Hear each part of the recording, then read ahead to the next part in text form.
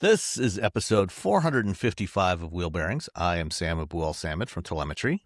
And I'm Nicole Wakeland from Test Miles. And I'm Roberto Baldwin from SAE International. And let's see, did anybody travel this week? I don't think so. I did. I didn't put it on the show notes, which was stupid. I should have put it on there. I went to, actually, it was one of the coolest things I ever get to do. I went to the IIHS, the Insurance Institute for Highway Safety, and I saw them crash test a Mazda CX-5. Oh, which well, was let's come back. Really let's cool. Come back to that later. So that's what I did. So that's where I was this week. Kablamo. All right. Kablamo. Boom. Kablamo. It's loud when that happens. Mm-hmm. All right. Well, Nicole, what did you drive to that event? No, it was in Virginia. Oh, okay. I flew to it. What did you drive while you were at home? While I was at home, I drove the 2026 Subaru Outback Wilderness, which has been a fun little car to have this week. So this is the 7th gen, so it's all new. It's all redesigned. They have new interior stuff, new upgrades like the 12.1-inch touchscreen and a 12.3-inch instrument cluster. There's more cargo room. The Wilderness trim is it's on the higher end. It's $44,995 as far as lineup goes, but that makes it a little bit more, Wilderness is supposed to be a little bit more wildernessy, off-roady than the rest of the Subaru lineup. It's a little bit, but it's still not like you're going to go do the Rubicon. It's just a little bit more rugged for you. There's a 2.4-liter turbo 4-cylinder in there. You get 260 horsepower and 277 pound-feet of torque. A CVT with the worst auto stop that I have encountered in ages. Like when it would start and stop, most of them now have gotten better, right? So sometimes you notice them. If you happen to put your foot on the gas right at the moment where it's starting to turn off, you still will get that little almost kind of jolt. This one was not good. Russ thought I was doing something. He's like, "Why did you hit the gas that way?" I'm like, "I didn't do anything. The car just turned back on and the whole car went like it was bizarre how rough the auto start stop was. It was disconcerting. So that was not great. Otherwise, it was fine to drive. It's got plenty of power. It's relatively well-mannered. I mean, this is a Subaru. It isn't all about like performance driving and great handling. It's about getting you through the muck, holding stuff in the back of the car, being durable, handling day-to-day life with messiness. And this will do that. You've got room for 5. You've got 34.6 cubic feet of room behind the rear seats and 80.5 when you fold them down. So that is an incredible amount of room when you think about it. This isn't a huge vehicle. So if you need to carry stuff like you're doing the weekend projects, this is a great vehicle for that. Although right now, we got down to almost freezing last night. Can I just complain for a second? It was 34 degrees this morning. I woke up, I'm like, why am I so cold? And Russ, because the house is set to air conditioning and it's not, the heat won't kick on. I'm like, well, do something about that. You're the husband, make the heat kick on. And he did. It was so cold here right now. I don't know what's happening. Tomorrow's June 1st and it feels like March. But it's great for like projects, anything you want to put in there. But even that 34 cubic feet behind the rear seats, Subaru really does a great job of giving you a versatile vehicle. So it's plenty of room for adults to sit in the back, but plenty of room for stuff even with those adults. So if you want to you've got kids and you've got all their stuff that you want to put in there, or your family going away for a weekend, there's plenty of room to put everything you need in there. If you're camping, that kind of stuff. And I do really love that Subaru interiors do not make you cringe when they're muddy or messy or things are gross, because it was pouring rain yesterday and freezing cold, and I walked through some muddy streets and mucky streets in Boston, and I got back in and there's these nice all-weather floor mats and the water's coming in the car, and when I open the door because it's dumping rain, I close the door and it's just, you don't even know that it rains. You don't even know I was in there with muddy, but like everything just looks fine. I'm sure you guys have all experienced this. It's like when you've been out in the wilderness. When you've been out in the wilderness, Dun, dun, dun. when you have, when it rains or it snows and the water gets on the door panel, and then you look at it hours later and you see little dots, like it's sort of almost like you have to rub it a little bit to hide where the water has sort of left a little bit of a mark on the door panel this doesn't do that. And it was pouring. It was absolutely dumping when I opened the door. I'm like, oh my God, get me in. It broke my completely umbrella. Aquaphobic. It was aquaphobic. It broke the rain broke my cute little Irish umbrella, but it did not in any way harm the Subaru Outback Wilderness. So there you go. My poor umbrella though turned inside out and it's done. So I like it. The infotainment system is good. You know, it's got that 12.1-inch screen, which is new, so it's bigger. It looks more modern. I really like how it looks. The old setup felt just clunky. It worked, but it felt clunky. I feel like this is not clunky. It's nice. I think it's nice that they did it. And there's a 12.3-inch digital instrument cluster, which again gives it that a little bit more tech forward kind of vibe. The only thing here's a little quirky thing. So the charging pad for the wireless for Qi is right in like sort of under the screen in front of where your cup holders are, all the way forward. And it's a little pod, and it's just big enough for my iPhone. What do I have? 17, my iPhone. And like I could toss the car key next to it. There's not a good spot to put your stuff though. If you want to put your wallet in there, like there's no spot to put your wallet or your keys, or if you have other random stuff in your pocket. So I felt like the stuff, where to throw things was awkward somehow. We also had something we had to return to Home Depot. We bought the wrong garage door opener fob, and we had to bring that back. And we're like, where do we put this as we're driving around? So there's not a good spot to put little things. I felt like, I mean, you can open the center console and shove some stuff in there, but I wanted this better spot to just toss my stuff when I walked in the car. So overall, I liked it. Again, you know, 260 horsepower. It's a decent sized vehicle. It's not super responsive, but it's also not slow. It was fine navigating through Boston traffic, weaving in and out of people as you do in Boston to get where you need to get to. Had plenty of power to do that, but it's not about sportiness. It's not about that. It's about the versatility and the utility of having a Subaru. And of course, you've got that all-wheel drive. So when the weather is crummy like it was yesterday, or the snow comes back, which it feels like it could today, you're going to be all set. So overall, I liked it. And you guys want to take a guess at destination, what I have? We'll see what it is by the time this publishes. In like 3 hours. Right? 1,100. Sam? I'm going to say 14. Oh, Sam, you were really close. 1450. Oh, okay. So, how do you feel about the design of this new Outback? So this is one of those things that I think loyal Subaru fans just raised their fist and said, no, why did you do this to my Outback? Yeah, but I'm going to tell you, Subaru people don't care about the way a car looks. Well, I think some of them, Yeah. I heard.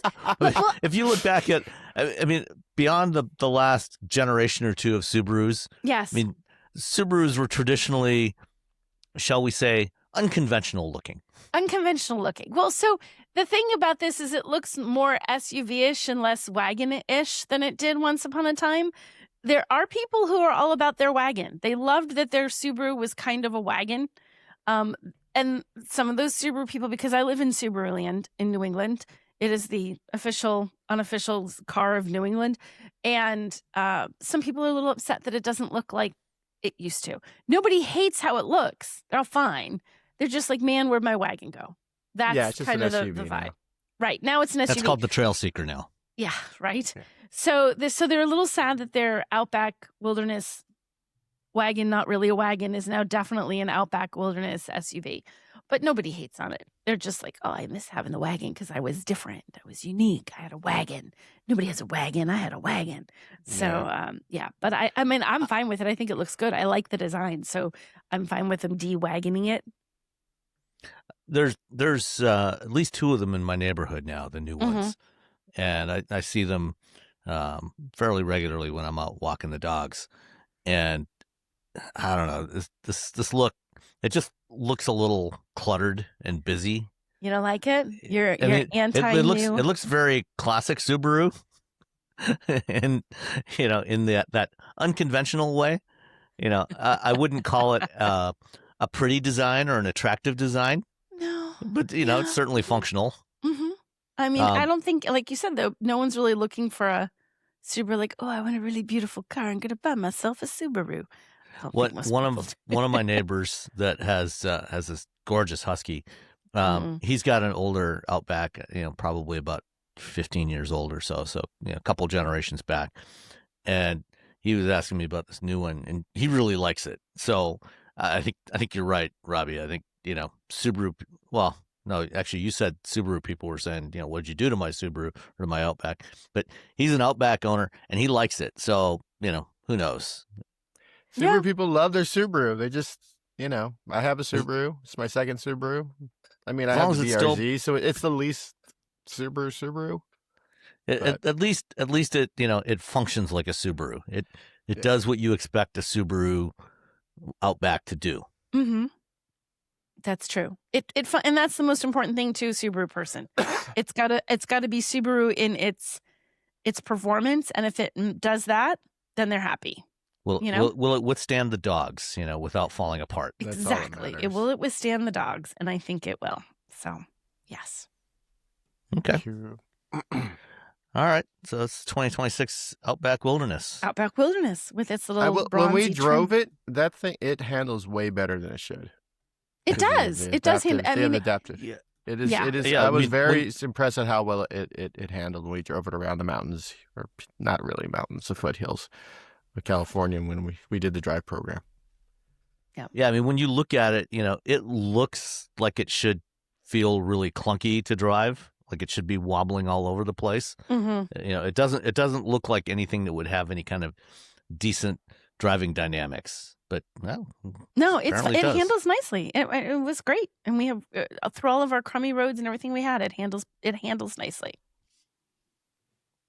All right, Robbie, you had something this week. I did. For a change. Oh, come on. Robbie had a car. What? I know. So I had the 2026 Mercedes-Benz EQS 400 4MATIC SUV. So the EQS X SUV, because the EQS, then there's the EQS SUV. Okay. That's it. It's not even remotely confusing. Not at all. It's an odd. Sure, why not? So it has 355 horsepower, 590 pound-feet of torque. I just realized that I haven't done the math on how well the drive, how on its range yet. I did the 100-mile run yesterday, but it is like driving. It's like you're in a cocoon when you're driving this vehicle. Like you're just in there. You're safe. Everything's very smooth. It is erasing the ills of the world from your driving experience. Wow. That's what it feels like driving this vehicle. That's got to be pretty isolating because we got some ills. Yeah. So, it's comfortable to drive. It has the rear wheel steering that's 10 degrees. And so, I went to the stores a couple times. I had to buy a bunch of animal food and people food and other reasons to go to stores. I can't remember what they were. And that 10-degree rear axle steering is really cool. It's great. Just whoop right into the parking spot that you wouldn't be able to in a similarly sized car without that. You'd be like, oh, hold on. Now you got to do that little thing in the parking lot where it's slightly embarrassing, where you couldn't get like perfectly within the lines. You're a little bit too close to one. You're like, oh, so you got to back up, go forward, back up, go forward. And I always feel sort of like, I do this for a living and I've screwed this up. I don't know how. So yeah. So no, I think it's for people who want something like this. It's big and squishy and comfortable. It's got the hyper screen, not the super screen that's in the new S class. I think the hyper screen's better than the super screen. You get more real estate. It's MBUX, which I think I'm a fan of MBUX because it's just a big map and then little widgets of things you need. That's it. That's all people want. Mm-hmm. They just want, where am I going? Okay, I got to push on things. I don't want to have to swipe, let me swipe left and right. No, the little widgets figure out like how you drive, what you use, and they appear as you're driving. The end. Ta-da. I don't know why it seems so difficult for everyone to figure that out, but there you go. Now the new EQS, the sedan, and those will be, and all the new Mercedes-Benz CLA, GLC, those are on 800-volt architectures. This is still on the 400-volt architecture, so it charges at 200 kilowatts, which for 400 volts, that's good, fine, whatever. It's AC charging. You're charging at home or charging at a slow charger, an AC charger at 9.6 kilowatts. It has the adjustable regen on the paddles, and their extreme regen is just extreme as all hell. Normal regen's fine though. Handles really well for how big it is. That all wheel steering probably helps. But it still feels just like you're kind of doing something that someone else that It almost feels like video game-esque because again, you're detached, and you could feel like a little, it's a little dynamic, and it handles really well. We have all the mountain roads up here, but it's still, it handles well, but you still feel very. I mean, it's very much built for the person who's like, I just want to be comfortable in all driving situations. Every single one of them. So, and bumps and stuff, it handles those really well. Yeah, it's comfortable. All the seats are really comfy. It has massage seats, vented seats. It's a big, giant, heavy Mercedes. The battery is, I believe, 116 kilowatts. Let me double check that. No, it's 118. It has 312 miles of range.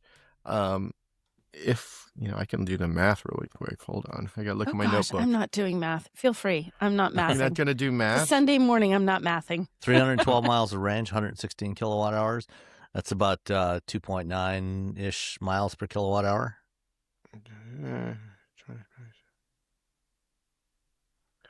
So Robbie does math. Yeah, oh my goodness. I got about 2.7 miles per kilowatt hour. A little off. I was a little optimistic there. Yeah, so yeah, I got better range than I got 318 miles of range on my versus the 312, which EPA says. So it's pretty spot on for range. It's the new vehicles are more efficient. You're gonna the GLC, I think it's still that bulbous EQS design though. So that's you got to figure that out. I've talked to multiple people at Mercedes, and the idea was there's an article on Wired coming out, an interview with Ola, eventually, hopefully this week. But one of the key takeaways was that, their idea was, well, we want to make something for people who, the first adopters. That was the idea for this. We thought that people wanted something that looked different, that looked like an EV. And, post that, they're like, oh, people just want a car that looks like a car that's also an EV. The end. That's it. And so now you get you got the CLA, which is a great little EV, the GLC, which I've only driven on sand, but it worked really well. It's on a sand dune. So yeah, I think we as an automaker that continues to push forward with EVs, they're taking what they've learned and they're applying it versus just throwing their hands up and giving up. So maybe that's Ferrari's excuse for the Luce. Maybe. I don't hate the Luce. I just think like I said last week, it's a really rad Honda EV. Yeah. It's a rad Honda. It's a rad Honda. So the suggested retail price for this vehicle is $90,000, $89,950. The one I got, $105,330. And that includes this the exclusive trim, $3,000. Okay, I don't know what. You confused. But the rear axle steering was, hold on, it's hard to, things aren't lining up. Oh no, are you? I think it's $1,300. Which, to be honest, I mean, if you're already spending that much, you might as well just get the rear axle steering. $1,300. Yeah, you guys should probably just be standard on that car. Well, they have rear axle steering. It's like 4.5 degrees. Oh, okay. That's the standard. But if you really want to go for it to 10 degrees, you just okay. So it's sort of an enhanced steering. Rear axle steering. I'm sorry. So so you get 4.5 degrees of rear axle steering. So you get that for free. Well, free because you're paying a lot of money for a car. But if you really want to, you know what? I want to park in every parking space. I want to be able to do circles like a smart car, but in a giant SUV. You're gonna have to shell out $1,300. Do you want to destination delivery? What are you guys thinking? I'm gonna go $26.95. I'm gonna go $11.95. Well, it is Mercedes. They're already it already costs a lot of money, so they don't have to add all this crazy stuff. So it was $12.50. Wow, what a bargain! Yeah, it's a bargain. So $12.50. So that's again, you're already paying a lot of money. So they're like, we don't need it. We don't need a pad destination and delivery. Mercedes customers expect to be, paying too much money for their cars already. So Yeah, you don't need to hide the price increases. Yeah, so, like some automakers hide it. Some, they put it in there, but they're very upfront about it. And Mercedes is like, yeah, it shouldn't cost that much to ship a car. We're going to charge you for absolutely everything else. Like the white paint, it's manufacturer, so which is their special stuff. Yeah. $1,750. It's white paint. Look at it. I love it, Robbie. You're like, it's white paint. It's just white paint. Like I don't like. Is it like an Arctic white or a Wimbledon moonlight white metallic? It's white. I don't know. It's like whenever you get a white car, it's always a little more difficult because you try to take photos. You have to, you can't do anything in the middle of the day because it just blasts. It's just a giant. It's just a giant completely spotlight. Blasted out. Yep. And how metallic can a white paint even be? I mean, I could probably be pretty metallic. Just make it. It's a disco ball if you really want to go for it. Yeah. So, but overall, you're still getting that real fancy, comfortable Mercedes feeling. It does feel heavy. 118 kilowatt hour battery pack will do that. But it handles really well, even though you sort of feel disconnected from everything that's happening, because that's kind of its job. That's what it's supposed to do. Did you try climbing into the third row? Oh gosh, no. I don't. There's no point in that unless it's a van. Who cares? Why even have it? Yeah, well, I know that. I don't think this one has a third row. I think this one just has the two rows. Well, it might be optional. Yeah, I know when I had an EQS a couple of years ago, when my wife and I were on vacation in California, we had an EQS SUV. It had the third row in there, and it's kind of like the third row of the Highlander. It's there, but not really all that useful. It's there. Like what's the yeah. I don't know why I would want to use that. It's just I think it's a selling point. It's like I think there's a lot of people who get adaptive cruise control and then never use adaptive cruise control. Like they just never use it. They never turn it on. They never figure out how it works. They just and at least that's helpful. Like the third row is that, but like I don't know. I guess it's you know what it is? It's a spacer in your trunk. Like you need something like you don't want things rolling around, so you put up the third row so like the thing will like have something that you can shove up against. That's the third row. Because you can't I guess you could put a baby seat back there, but then you got to reach all the way back there to fight with throwing a baby in there. Yeah, I mean, you don't want to put baby seats in the third row because inevitably while you're driving somewhere, you have to you or your partner may have to reach back to deal with something with the kid. The car. Leave the car on. Yeah. Baby doesn't want to go anywhere. Baby likes the car. There's vibration. It's got its toys. It doesn't need you. It's got the car. Just leave the baby in the car. Well, and I have it's this is been from a long somebody time who gets freaked out if he has to leave his dogs in the car for more than 5 minutes. Just But if it's a baby, leave a child, whatever. It's been a long time since we had babies, so we didn't have EVs back in those days, but I think kind of the noise and vibration of an internal combustion vehicle generally helped put babies to sleep anyway. It does.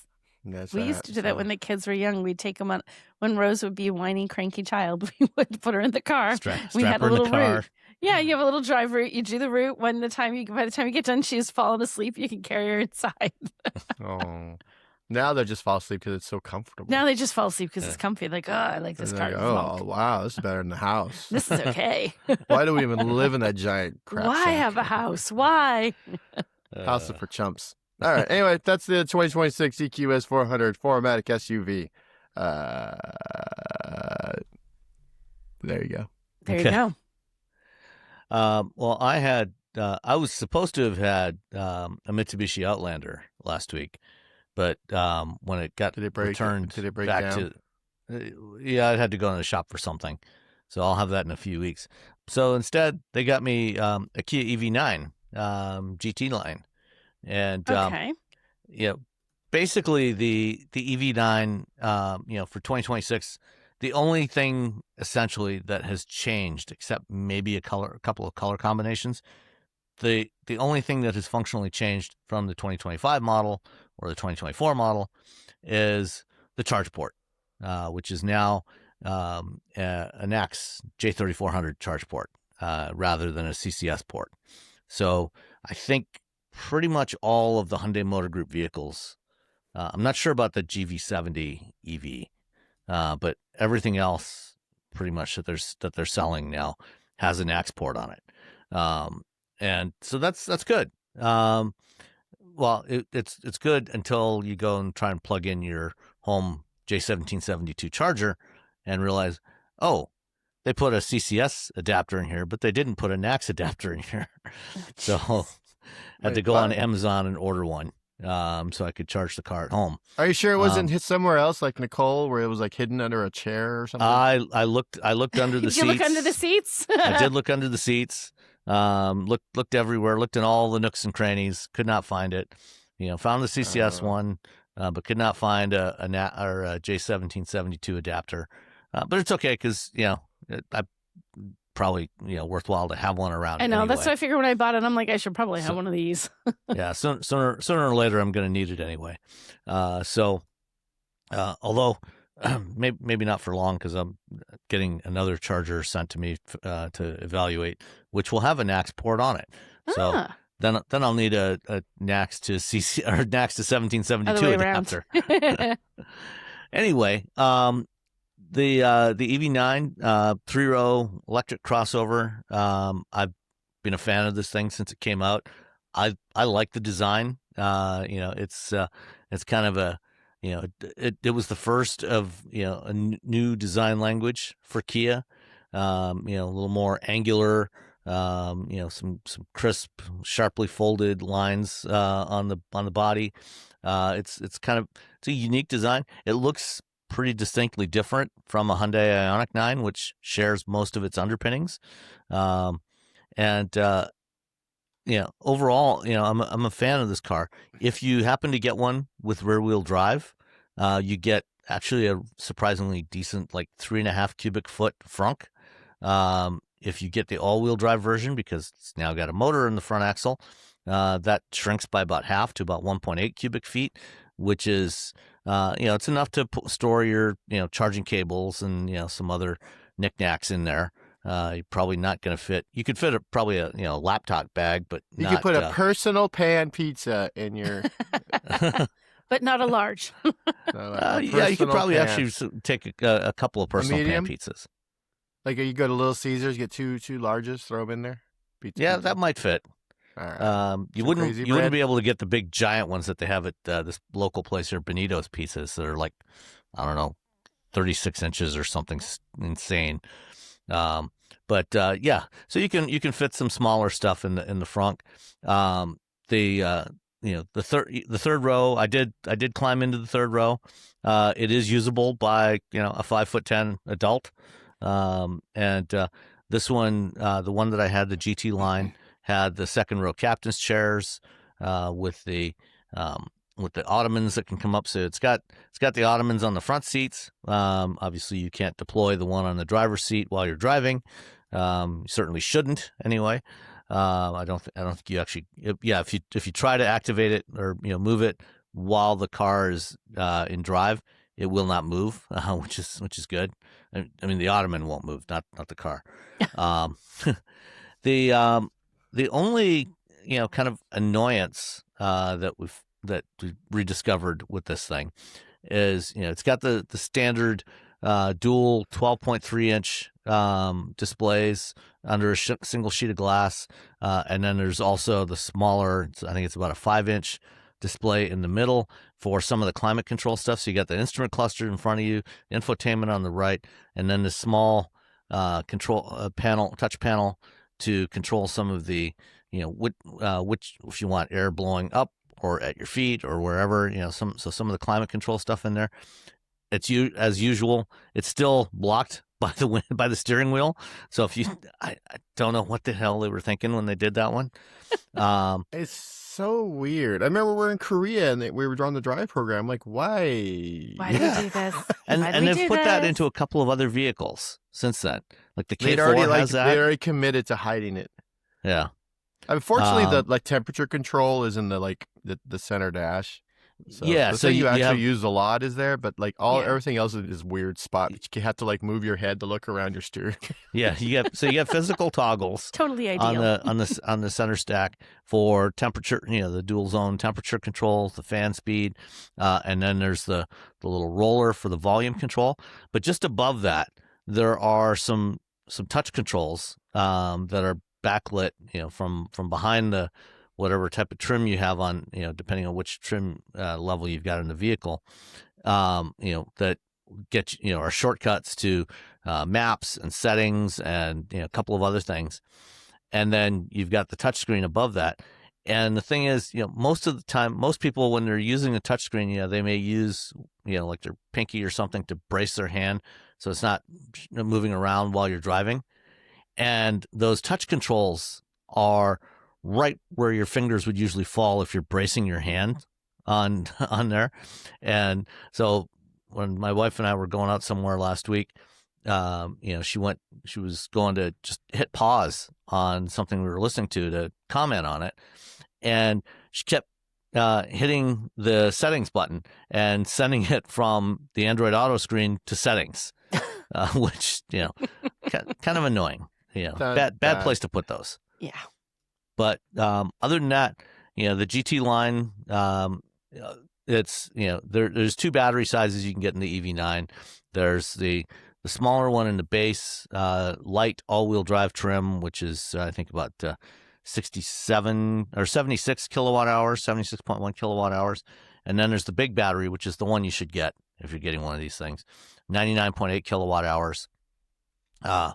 On the and you get when you get all-wheel drive, which is standard on the GT line, you get 379 horsepower, 516 pound-feet of torque, which is more than enough.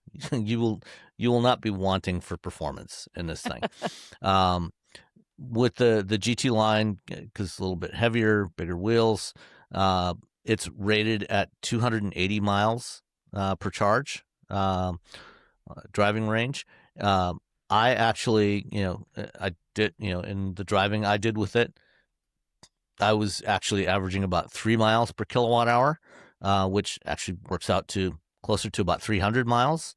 And on a couple of drives, some local drives, when I had to go to Lowe's to get some more lumber to finally finish my deck, I averaged 3.1, 3.2 miles per kilowatt hour. This thing is very spacious. So with the second and third row seats folded down and the front passenger seat slid forward, you can fit a stack of 2x10 by 8 foot deck boards in there. They will fit inside proof. With the tailgate closed. You have the proof. I did it. I had 6 of those boards in there, and it all fit with everything closed. So it is a very useful, very utilitarian vehicle. And you'll get generally somewhere between 280 and 300 miles depending on how you drive. I mean, if you're really using all that performance, you might get less than that. But overall, it's more than enough for pretty much everybody's daily needs. And these things charge fast.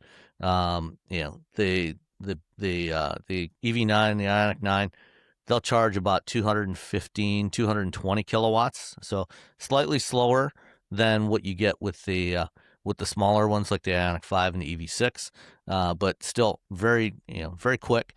And as with all the Hyundai Group vehicles, they've got good thermal management on the battery, so they'll maintain a high rate of charge all the way, high power charging, pretty much all the way to about 70% state of charge. So, I have charged an EV9 in the past, even at 70%, I was still getting like 130, 140 kilowatts.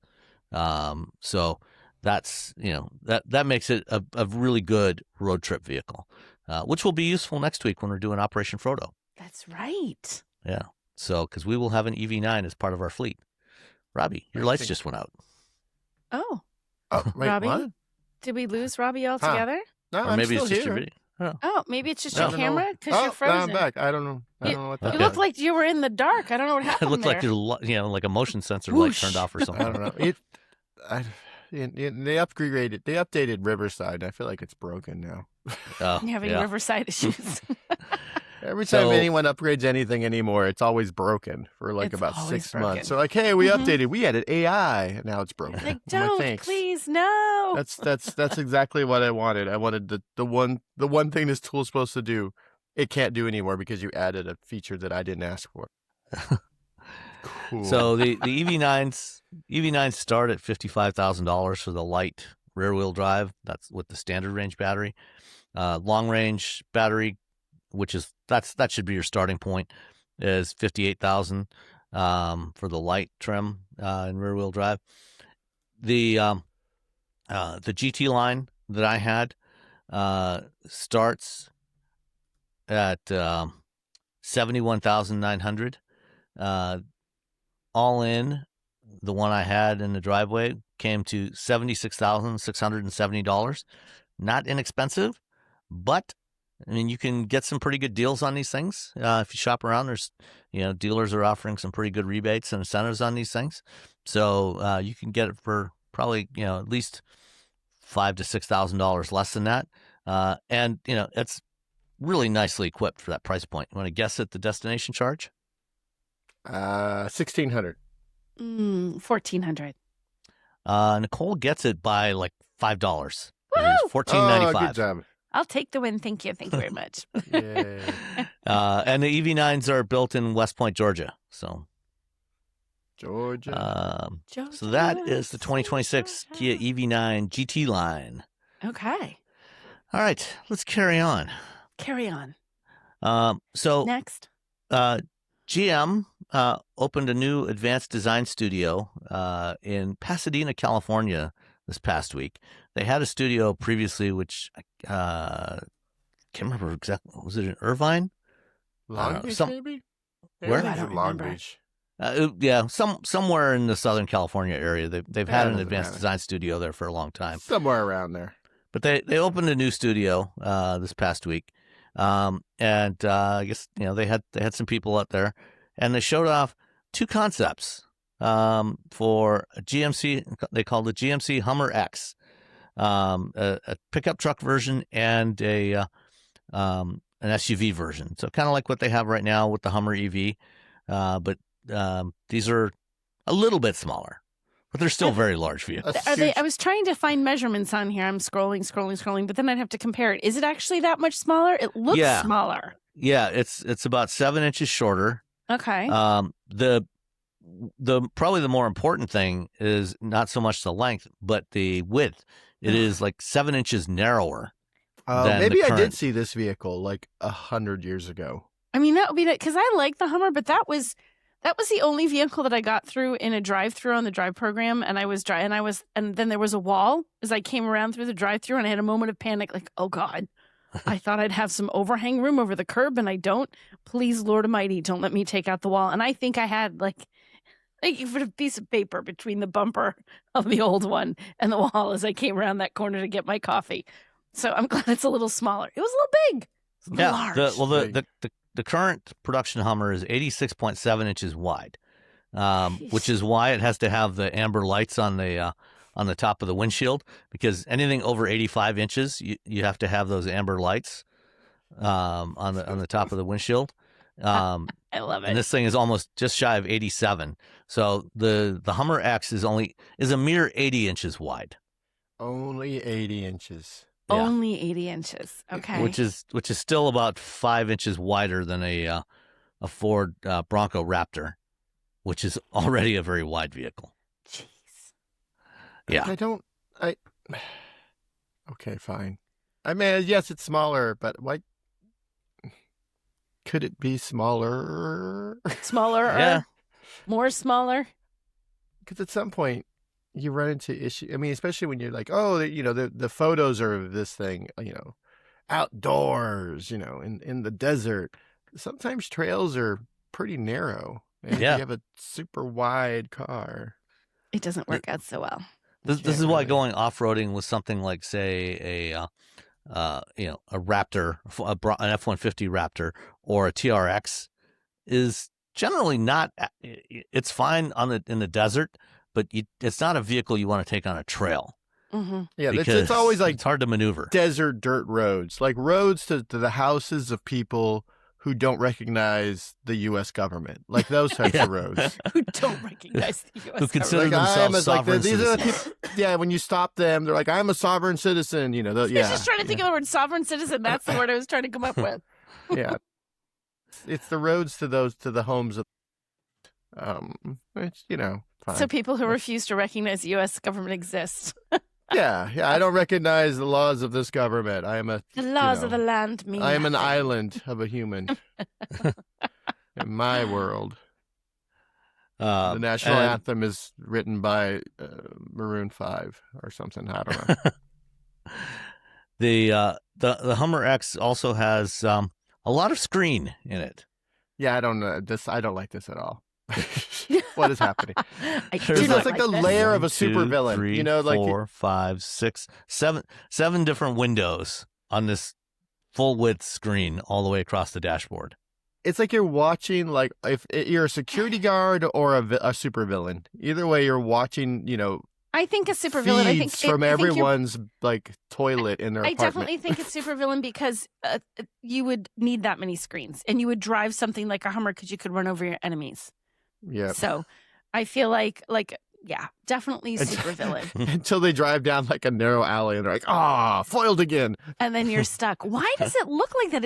It's just I don't know. 7 stackable displays. Instead of one long screen, it's just a bunch of little screens.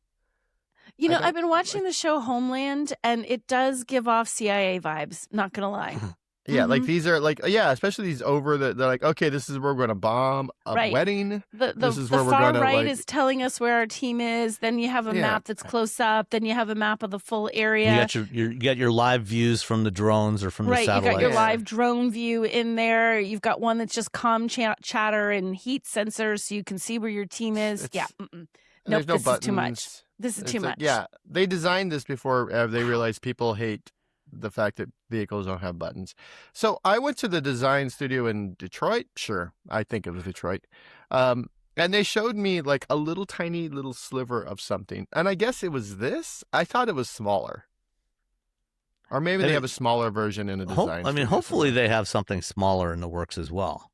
Yeah. I mean, just give us a Toyota Tacoma-sized something. Yeah. You can still call it a Hummer. There's no one's going to hurt. I've said It's before, not hurt anybody's feelings. Back in 2009, they had a concept called the HUMMER HX. So this was when the original iteration of Hummer before Hummer went away. Before GM went through bankruptcy. Actually, it was probably like 2008. Actually, they had the HUMMER HX concept, which was a Wrangler-sized vehicle, and that's I think that's the vehicle that when GM launched their EVs, that's what they should have built, was an electric version of that. Yeah, that would have been a lot cooler. Yeah. It was 2008 was a bad time to launch anything. The financial crisis, and like, we're gonna build a Hummer. No. Yeah. Oh, because remember the H3? I remember they had the ad for the H3 where they were talking about how it was smaller. Like they had a short dude who was like, I don't remember. It was sort of a weird ad. But it was smaller than the H2, and definitely smaller than the original Hummer, which was the size of a one-bedroom apartment. One bedroom, 2. Maybe 2, yeah. Bedroom and a half. Well, it was one bedroom, but it had a walk-in closet. There you go. And the closet was bigger than the bedroom. Mm-hmm. Yeah, so they keep all your hats. So let's see. I'm looking at the specs for the Hummer H3, the 2009 Hummer H3. It was 187.5 inches long, and this one 188 is it's 188. A scooch bigger. So yeah, it's actually pretty close to the same size as the H3. So I guess it is actually quite a bit smaller. Maybe the Hummer is whenever they make the Hummer smaller, it's like doom is coming. It's like a prophet. It's the prophecy So has been. everything's going to collapse. Yeah, everything's gonna collapse whenever Hummer decides. Maybe we shouldn't Hummer make a bigger car. Maybe we should ask that. Like, hey, we don't want things collapsing. Yeah. So another interesting thing that they didn't get into a lot of detail on here. This new design studio, they've got capability to do all kinds of, basically do all the fabrication and the design work and everything. So, they can do clay models and build, fiberglass models and everything else. But something they mentioned in the press release here is about what they call flex fab. So flexible manufacturing technology that they say enables fast, small batch, on-demand production, similar to 3D printing, but for metal. No specialized stamping tools, multiple designs with the same machines. They don't really get into any detail about what exactly that is or how they're doing that. Is it additive printing? Is it additive manufacturing? It's like 3D, but with metal. I'm like, well, we can 3D print metal now, right? Yeah. I'm very confused by it's like 3D printing, but metal. I'm like, just say it's additive manufacturing. Or you just 3D printing metal. Similar to 3D printing. So is it additive or not? I have no idea. Well, that's such a weird. It's like 3D printing, but metal. Like, what's that even mean? What does that mean? It's like a hamburger, but metal. What? According to the specs, 57% of the HUMMER X concepts is made with the flex fab process. Okay. So Robbie's still like, I don't get it. It's made possible by flexible manufacturing, similar to 3D printing, but for metal. Stop! You're going to hurt multiple designs from the same machines. Head, it's got to Robbie. just be. It's got to be additive manufacturing because Of it's some multiple sort, designs. Yeah. They just don't want to say 3D printing. I think that maybe they feel like 3D printing is hobbyist type. Like, well, we don't want to think it's people like Robbie who's we making can't print something as tough as a Hummer. Yeah. Which is especially on the same machine that Robbie prints a bunch of Daft Punk helmets for reasons that are. It's far more complicated than that. It's far more complicated than Robbie and his. Do you make your Daft Punk helmets out of metal though? I mean, no, but then I paint them and they look metal. Okay, well that's good enough.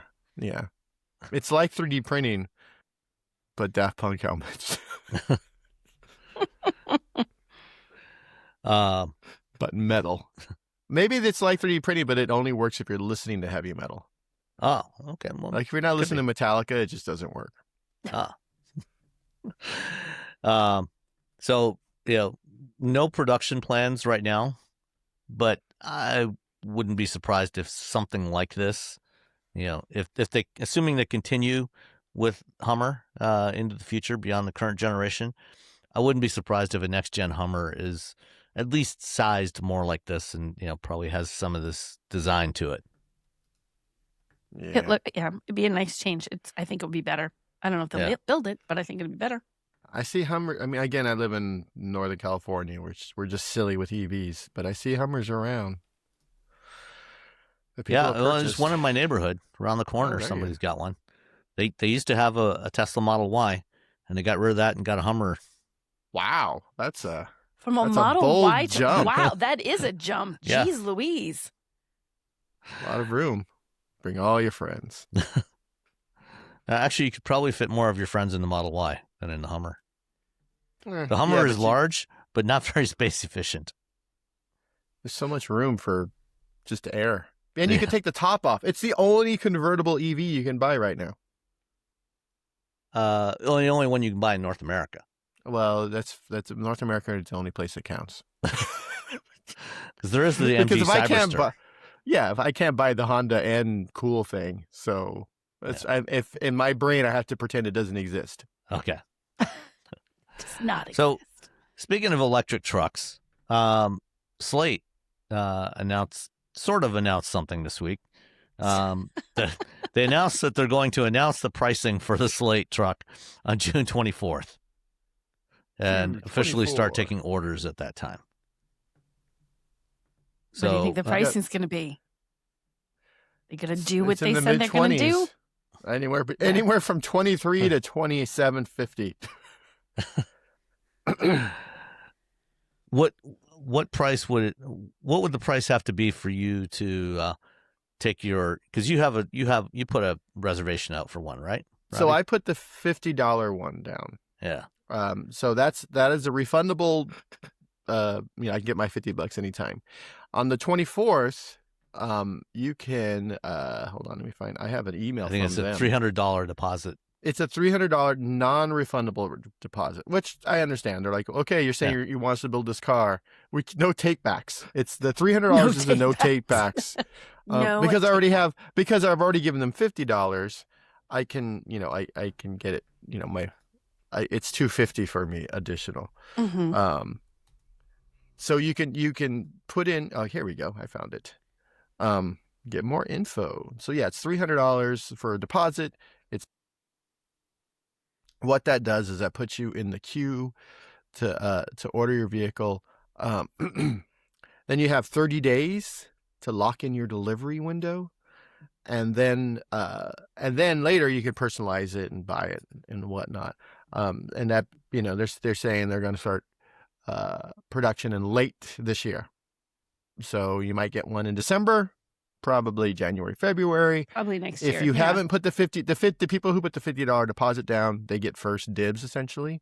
And I put my $50 deposit down like at the event, like within minutes. I was like, this is ridiculous, and I'm buying this because it feels like the Robbie car.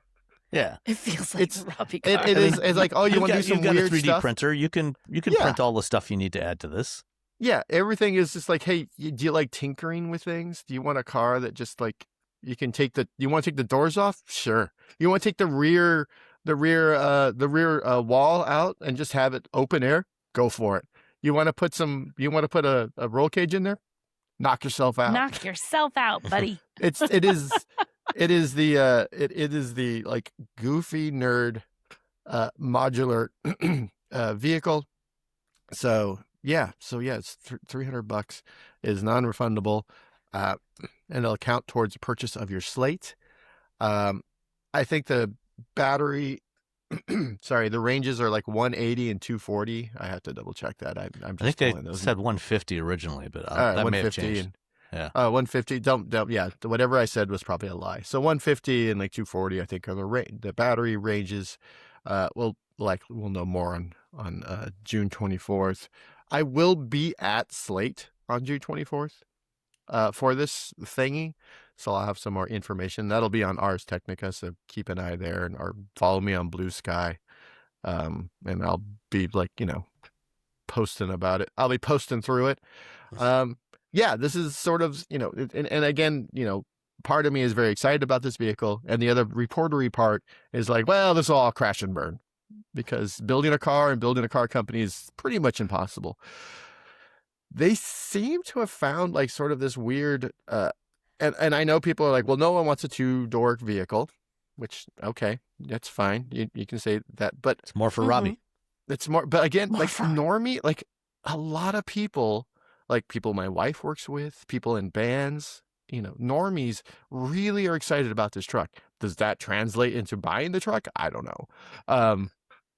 But if they have the excitement that maybe the ID Buzz had, except they're actually delivering it in a timely fashion.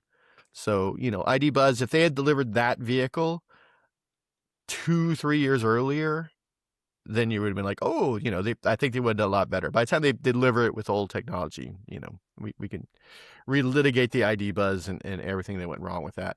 But yeah, it's if they hit 27, I think that's going to be a big deal for them. When they showed it last year, I think it was in Newport, Rhode Island I was at or something, and they had them there for people to see. They did this sort of like tour thing, to promote it, and they had it at various places where like the public could see and go ooh and ah. And the number of fans that turned out for that was pretty cool. Like people that were just, I ordered one, I want to see it, I'm excited. There was some genuine excitement. So when you're talking about things translating into orders, there definitely is excitement about this, even though it's a 2-door and people don't want it. But so I think a lot's going to hinge on that price though. But they were like fanboys, man. They were so excited to see this vehicle. So it is So one of the things is I can't buy this and have the BRZ. I live in the Bay Area. I bought a house. My bills are very high. So I can't have both. So this is something I have to like figure out in the next like 25 days. Would you have to get rid of your burrs? So I'd have to get rid of the burrs if I wanted the Slate. I don't know how I feel about this. I don't know. How I feel. Do you want the burrs, the Slate more than the burrs? That's the thing I have to figure out in the next 25-ish days or so. So yeah, it's a Sophie's choice. I mean, you can certainly fit a bunch of band stuff in the back of this. Sophie's choice. I can put my guitar amp fits in the trunk of the BRZ. I don't know if my new guitar amp fits in it, but and I can stick the guitars in like the passengers. Fit all my band stuff for me. Yeah. In the BRZ, like drums and stuff, I can put like percussion. I can put that in the back seat and stuff. So I can get stuff in, and the back seats do go down in the burrs. But at the same time, I'm like, I like I like a manual transmission. I like this car, but this other car is just wacky and weird, and I can do all this weird, wacky stuff with it. And so it's again Sophie's choice. Do I want to continue to have a manual transmission that's just fun no matter what, or do I want a car that I'm just going to tinker with constantly? So what is the price threshold? What's the maximum that base where price would you that say, pay for Robbie? this? Like, no doubt about it. I'm keeping the burrs. Forget it. I'm out. If they're like $29.95, I'm like, no. Really? That's your I think it's probably going to be like 27. You do, and That's for 27, guess. you're in. You're like, I will get it at 27. I will look see what sort of weird incentives I can get from California. Okay. I'm sure there's like $1,000 I can get. There's got to be something. Might be based on income, incentives, EVs, which unfortunately, fortunately, we're doing fine. Not because of me, because of my wife. He clarifies, this is all my wife's doing, just so everybody knows. I mean, you're a journalist. I mean, obviously it's got to be your wife. PG&E pre-owned? No. I'm looking. I'll have to look at some stuff. I'm scrolling through the various combinations they show on the Slate website. As I look through, they've got two different caps that you could put on the back to make it into an SUV. One is a slant back, that looks, kind of like a two-door Rivian R3. And then there's a, more like a wagon version, it's just the roof just goes straight back to the rear end and then straight down. And this looks like a little, especially with the shape of the front end, this looks like a mini Ford Flex. And I find that very appealing. I missed the Ford Flex was a great car. Yeah. That's the first on the sides that's of probably it. the first time I did anything with a review car, and it's also the first and only review car I've ever gotten a ticket in. It was a long time ago. See, I like the open air kit. Yeah, where it's just open. If you scroll down, if you just take out the rear bulkhead. Yeah, you don't need any of that stuff. You gonna put rear seats in? Maybe. We'll see. So there's a hole where the seats go because you have to put the seats into something. So I'm curious, can I just open it up and use that as storage? Like what kind of weird, I like the idea of things that they didn't think of could you possibly do? That's what you're trying to figure out. Yeah. And that's, and that's sort of the fun thing about it. Like I can get wraps and stuff later. I'm like, I'll probably just use it, keep it gray for a while. Because I have to I'll probably just have the regular truck and then you can upgrade and buy stuff later on added to it. That's the other cool thing is I don't have to go in and get all the things that I think I want and then later on and be like, oh, I should have just got the truck. I can just get the truck and then do wacky things with the truck. And then later on, we're like, you know what? Maybe we should put some seats in the back and make people jump into the back of it like it's a 90s hip hop video where everyone had a Wrangler and they would just leap into the truck, into the back seat. Yeah, see that's see. I really feel like they're like, haha, we got you. Like they came to my house. They feel like they watched me for like a few weeks. They're like, yeah, we should build a car for this idiot. This guy, he needs a car. Let's make him one. You need to build the first Slate dually. I know. Yeah, dually with the was it the J.C. Whitney catalog? Whoops! I don't know what I just did. Cancel. I accidentally hit the into here. I don't know how that happened. All right. So so June 24th. I don't know if I'm allowed to say this, but they're going to give me a ride along in the car.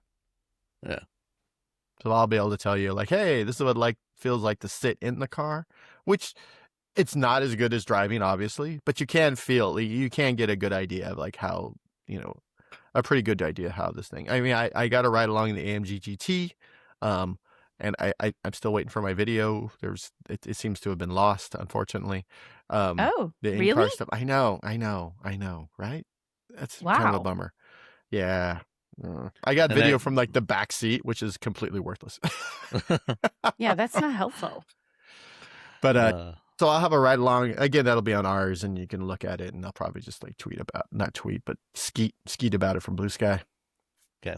And you can look. I guess I'll also be on Instagram.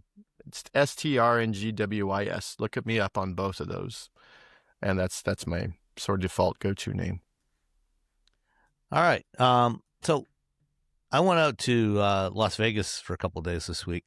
Ford Pro invited me out there. They were doing their annual Ford Pro fleet preview. So this was mostly for, fleet owners, fleet managers, upfitters, all the people that are customers of Ford Pro, which is their commercial vehicle business unit. And there's not a whole lot to really mention here about that specifically. Although they did say that the new $30,000 electric truck, the Universal EV, is going to be available through Ford Pro starting next year. So, and they're going to be supporting that, and working with upfitters to get equipment.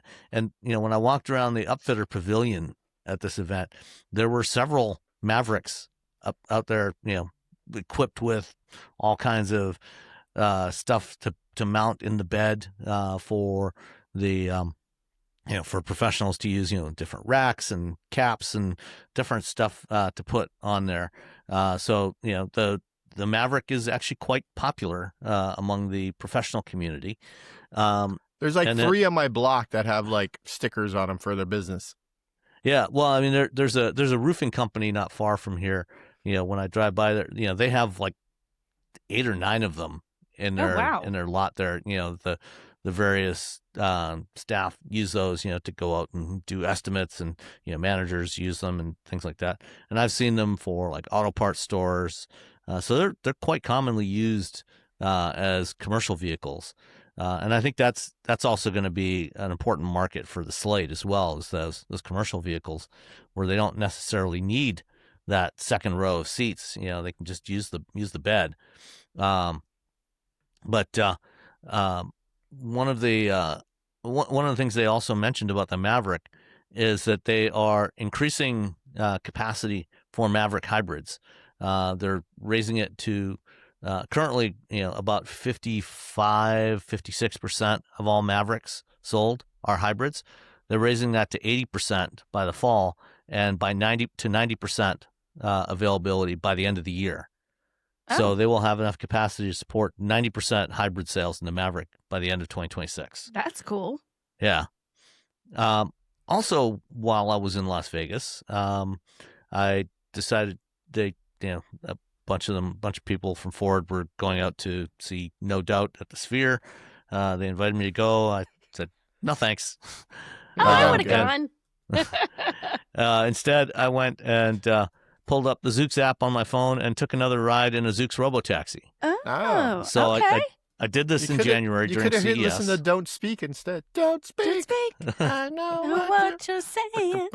Please stop complaining. Don't tell me 'cause it hurts. See, we're helping you, Sam. You couldn't make it. You didn't want to go, but we're going to make you. So we're here for you. Okay.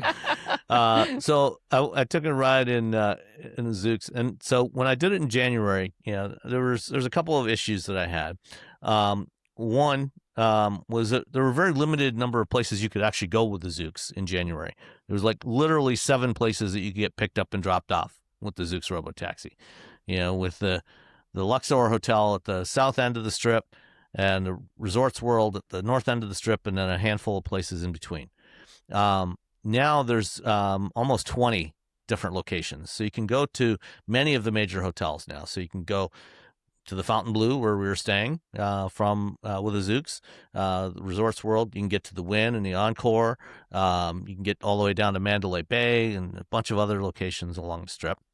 They still have relatively few vehicles of their Robotaxis, so the waits tend to be pretty long. When I went in January, I waited almost an hour for a ride. This time it only took about 30 minutes, but what they do now in the app, an hour. If there's too much of a backlog, it'll just, instead of, giving you some bogus estimate of how long the wait is going to be, and then continually updating that to a longer and longer period of time, they just say, sorry, we've got too many ride requests right now. Try again later.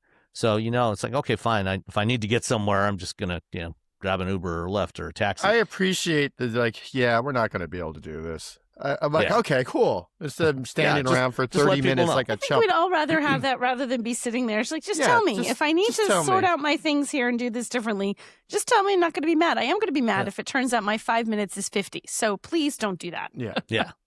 And then one other issue that I had in January was, on these vehicles, these things, they all look the same. They're all the same color. And on the corners, they have a number on there. And in the app, when your ride is confirmed, it'll tell you, okay, this is the number of your vehicle.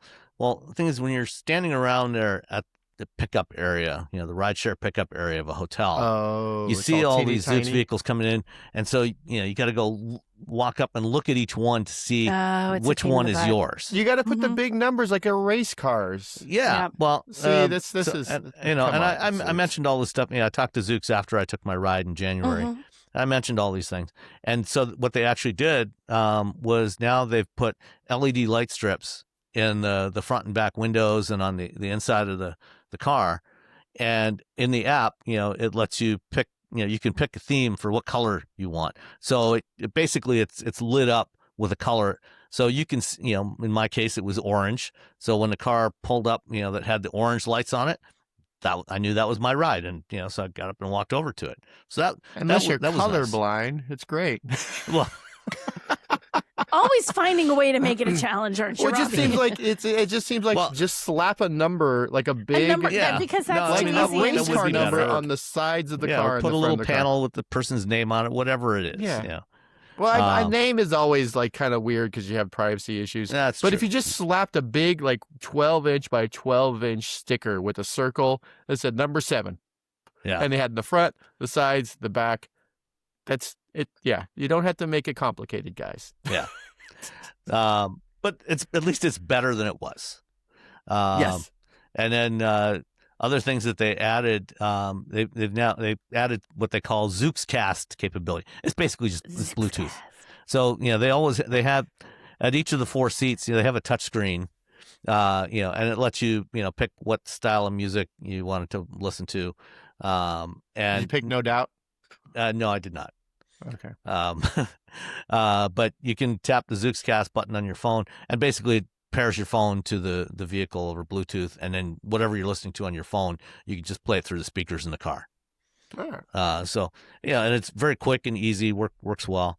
The ride was smoother than before. It was pretty good last time, but it was a little the braking control at low speeds when it especially when it was maneuvering around the parking area or the garage was a little bit rough. Herky-jerky? A little herky-jerky at low speeds. That's an awesome word. On the road, it was fine. And so they clearly did some work on that, and it's definitely much smoother now. So if you're in Vegas and you feel like trying one of these out, you can just download the Zoox app. Just go in your app store on whatever device you're using, download the Zoox app, sign up. The rides right now are free in Las Vegas. They're not charging for them. So you can get around to a bunch of different places free of charge, because using ride hail or a taxi in Vegas can be pretty expensive. It's obviously not going to stay free forever. You can take the monorail. That's true. You can do that. But that's got even more limited places you can go. It's still more than the Tesla tunnel. That's true. And it's a lot smoother It just than the takes you Tesla across tunnel. this. Yeah, it's also a lot smoother than the Tesla tunnel. I don't know how they managed to make the roadway in the Tesla tunnel so bumpy. Is it bumpy? Oh, it's very bumpy. I don't know that I thought it was bumpy. I mean, I believe you. I mean, it's just driving cars in a hole. Yeah, whole technically, cars. yeah, just driving. And cars. then the way they have it when they come up, they have to stop and wait for each other. And I'm like, it seems like someone could have figured out how to not have you have to stop. I'm like, you know what would have worked better? Light rail. That's Yes, it certainly would. Like right down the middle of the strip, like it's just a light rail. And then it's like a party rail, like a party bus, but it's light rail. And everyone gets in. There's little cup holders for your giant yard of margarita. Come on, Okay. Las Vegas. That would be perfect. Because every time you walk, you're in Las Vegas, you're like, oh, I could walk to that casino. It's not that No. miles away. It's further than you think. You're going to die. Well, and it's whatever distance it is, and you can multiply that by like 3 or 4 from the actual as the bird flies distance, because Las Vegas is one of the least walkable cities in the world. So you end up meandering around trying to get from one place to another. Yeah, so it's really terrible to try and get anywhere on foot in Las Vegas. Yeah.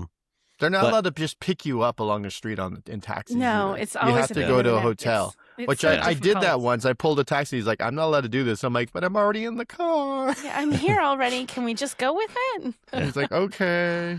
Yeah, we did that once. This year or last year. Taxi pulled up and same thing. We're not really supposed to do that, but he did it anyway, which was good. Thank you. Thank you, taxi person who did those things for us. And they're doing early rider testing in San Francisco right now. They've also got vehicles running in Austin and Seattle and a couple of other cities. So they plan to launch in several more cities this year. The other company that is currently running driverless robotaxis in multiple cities, I think they've been in like 10 cities now, operating in 10 cities across the U.S., and they're testing in at least another dozen in the U.S. plus London, England, and Tokyo, Japan, is Waymo. And Waymo's been having some challenges of late. Apparently, following some major storms in the south in the last couple of months, they've had issues with Waymo robotaxis just driving right into flooded waters. How does that even happen? I feel like and that should be like really at the top of the list for things to make. Don't drive into danger. Listen, item number 1. If you're only programming your car for the peninsula in Northern California, and you're not really thinking about anywhere else in the world, it's pretty easy to just let your car drive into the water. Waymo is always testing. the age. They're like, well, the edge cases. I'm like, you should only be concerned about the edge cases, to be honest. Right? Because that's the one where it's going to go horribly. Yeah, the non-edge cases are the easy things. Focus on the edge cases. Right? But, apparently, I guess it's very difficult to actually detect how deep the water is when you're driving along. Okay, the but sensors can detect that, yes, there's water, but you don't know if it's a puddle or, or it can't a even foot and tell a half if it's of a water. puddle? Well, no, It just doesn't. It doesn't know. It has no idea how deep the water is. Well, that seems fix that. I feel like that should be easier. Why is it so hard? Sam, engineering man, why is that so hard? The sensors can't see through the water. I mean, they can't tell where the road is under the water. So Could you see the ripple of the water or something and be like, that is a large body of water. As a human, if you've driven over this road, you have the context of like, oh, I know how, I have a good idea of how deep this water is. I understand context wise, this is probably pretty deep, or it's not really that deep because you've driven this road before, or you can look around at the scenery. And you drive in and you go like, hey, debris floating by me. This is bigger than a puddle. Okay. Exactly. For robots don't have context. They have rules. So, but the context of a lived life is not available within a robot. Stupid robots. So how would you overcome that? What would be the solution to avoid that? I think one of the things, don't drive through water. Yeah, that makes these things a lot less useful. Yeah. But I think one of the things is they have they have HD maps in these things, and they should have topographical information as part of that map. So you should be able to tell where low spots are in the water. So with the radar and the LiDAR, that's going to reflect off the top surface of the water. And if your map tells you that, okay, this road, the lowest part of this section of road is, at, let's say 600 feet above sea level, but I'm seeing this, the water is at 605 feet above sea level, then it's like, oh, there's probably 5 feet of water there. There's something I don't want to wrong. go into that. Yeah. Okay. Yeah, there's ways to do it, and they're working on this. But these are the kinds of things that like detecting school buses. They've had Waymo's had problems with this too. Tesla's had problems with it, but Waymo has been also struggling with this in recent months, with driving past school buses or going fast through construction zones. Yeah. Some of these these reports that we're seeing in the last couple of months really seem like they should be solved problems. They should be no-brainers, and yet they're still struggling with it after all these years. They've been doing this since 2009. It's really it's really hard for a robot to figure all this out, and these cars still just get like stuck on one road. There's always a video of like 15 Waymos. Yeah, well, or that's the other one in Zooxes, Atlanta, where they just all went to one road. Yeah, and they're all congregating, and they're all like plotting to take over the universe, and then people shoot video of them.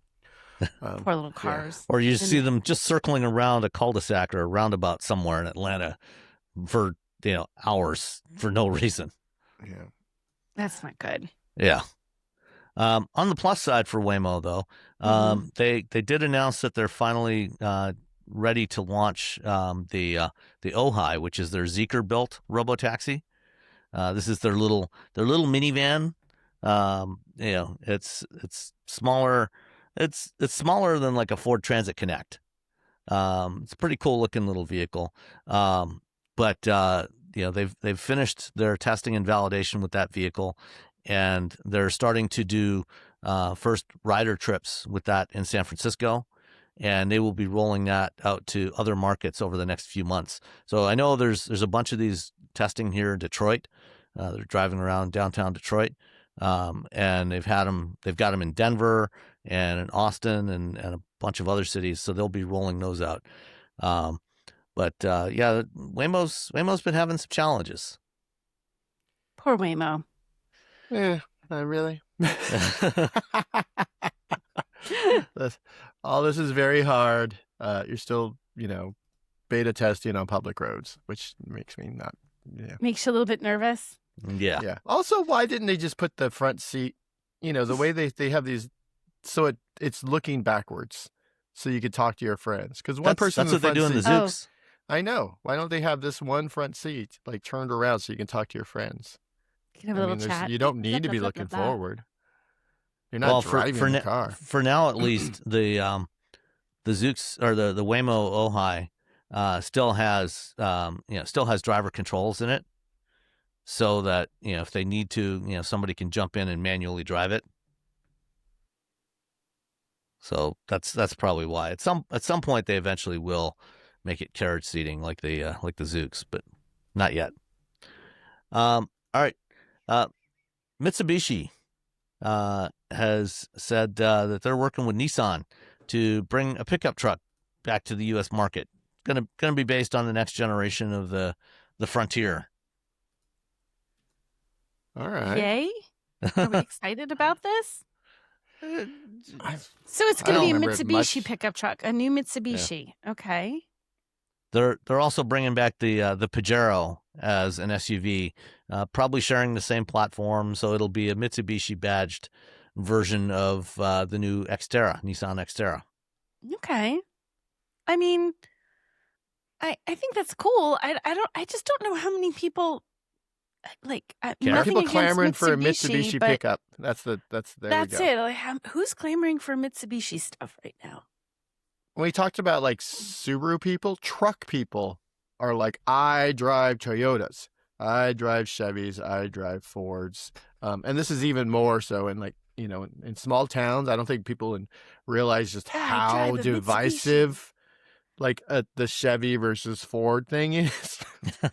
There's It's real a war fought there. big deal.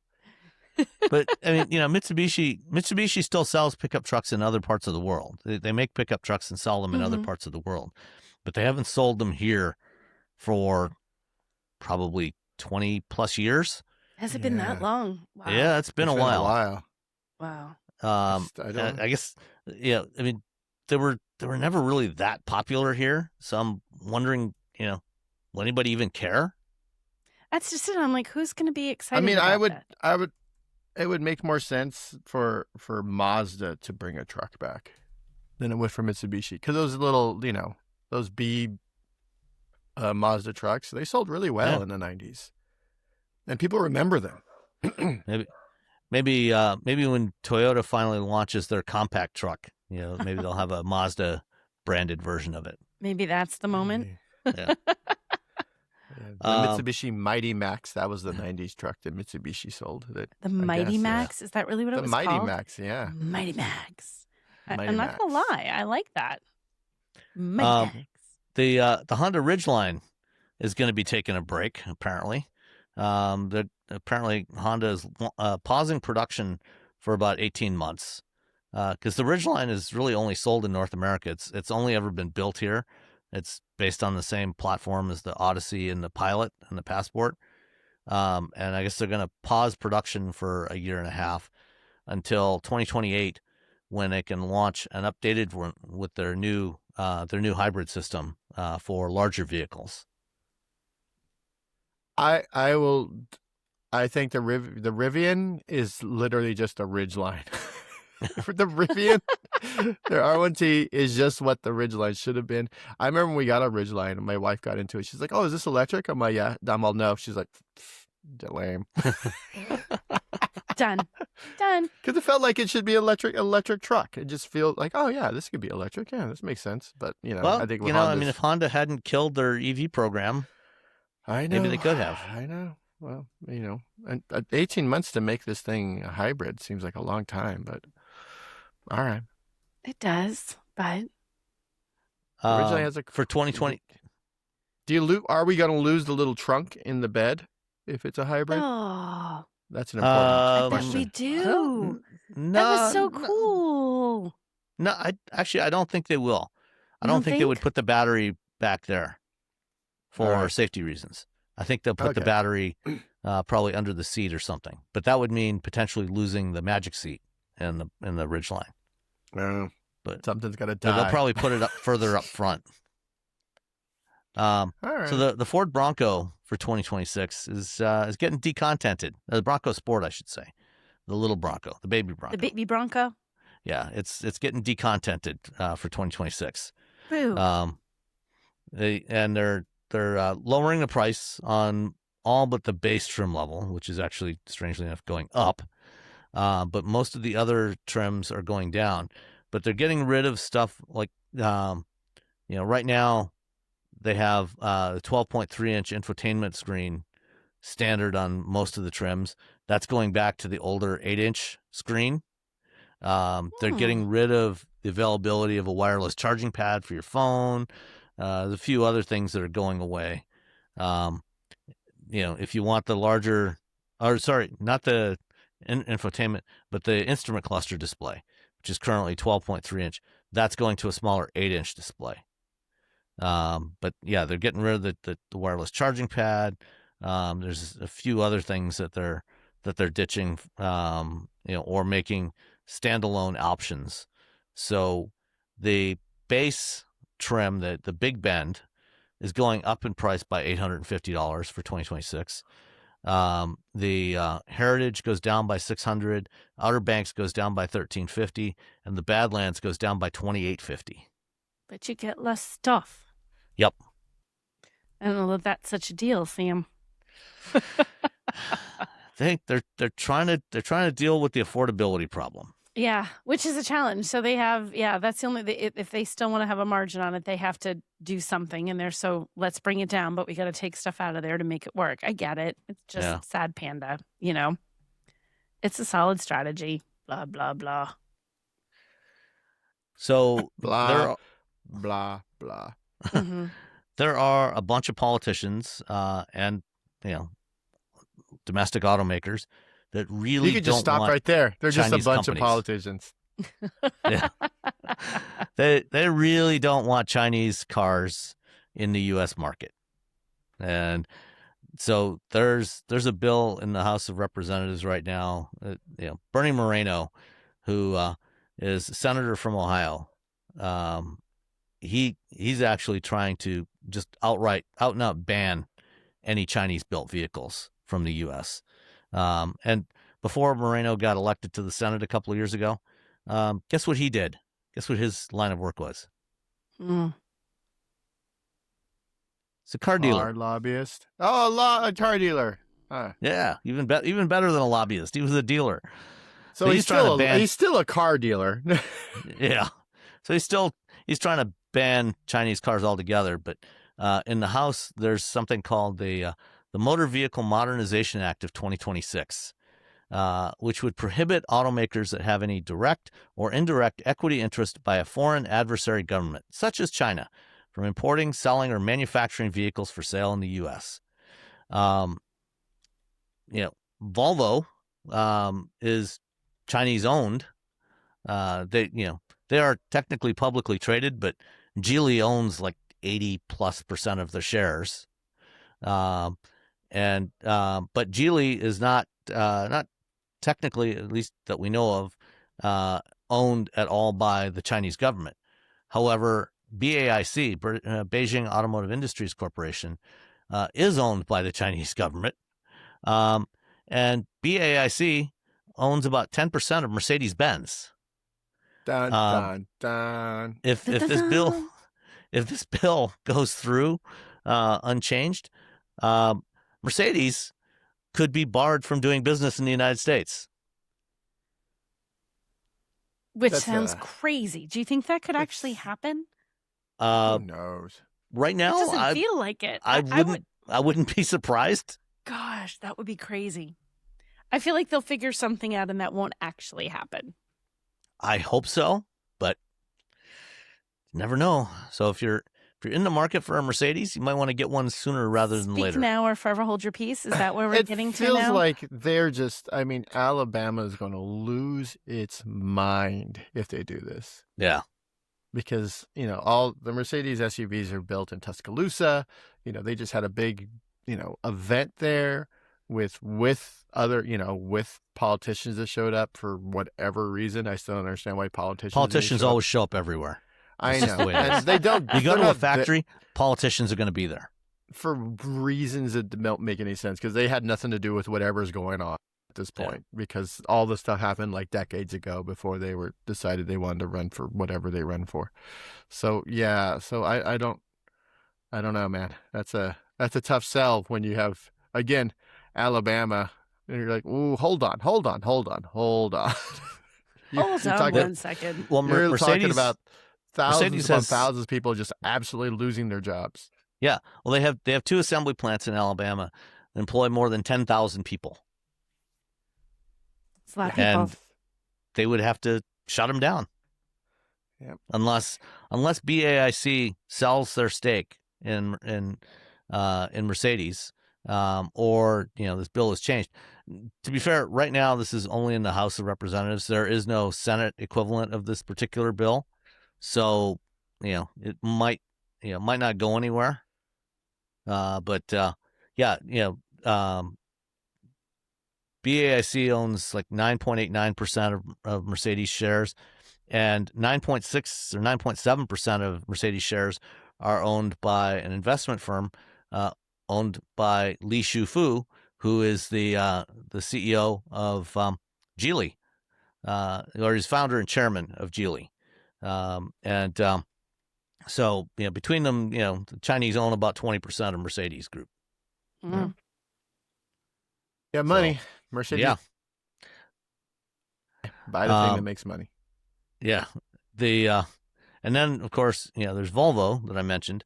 Volvo is primarily owned by Geely, which is not, government owned, but, because they do a lot of collaborative engineering work with other Geely Group brands. There was concern because back in 2024, prior to the last election under the Biden administration, they issued some new regulations called securing the information and communications technology and services supply chain for connected vehicles. Basically, what that said is that for security reasons, vehicles sold in the U.S. could not use any software or connected vehicle hardware sourced from China. So they, I remember talking to somebody from Audi back, when this first came up, and he said, they, by 2029, all this stuff has to be out of all vehicles sold in the U.S. And he was saying, they're having a hell of a time, going down through their entire supply chain and trying to source where every bit of code and every component comes from to make sure that there's nothing coming from China related to connectivity or safety systems. And so Volvo is the first automaker to submit request for compliance authorization, or authorization under this rule. Showing, saying that we don't have anything China sourced that fits under this rule, and they got their authorization this past week, so they can continue to build and sell cars in the U.S. They currently don't build that many of them, but they're but they can. But, I mean, it also applies to the vehicles that they import from Europe. So they're the first ones to get authorization to do that. Cool. Very cool. So for now, Volvo's safe. I have stories from friends who've gone to China, and they clearly know that they're being watched while they're there because they come over for the United States. Your whatever device you have, it's only as safe, it's only as secure as the least secure part or piece of code. That's just InfoSec 101. That said, if we had some really quality privacy laws in this country, this would be less of an issue. But we can't do that because ad networks. We don't want to upset the ad networks. Can't make Facebook angry. Well, I regularly get calls from reporters to comment on some of this security stuff with China, because people like Moreno and others are saying we can't allow the Chinese in here because it would be a security threat, because that you'd have Chinese cars driving around here with cameras that could be sending data back to China, and it's like, excuse me, but pretty much 100% of new cars sold in the United States right now have cameras on them and have data connectivity. If the Chinese wanted to do this, if they wanted to spy on us using cars, which would be an extremely inefficient way of spying on the United States, by the way, but if they wanted to do that, they could just go and buy some Fords or GMs or Toyotas or Hondas, and tap into those cameras and get that data and send it back. They don't need to sell cars here to do that.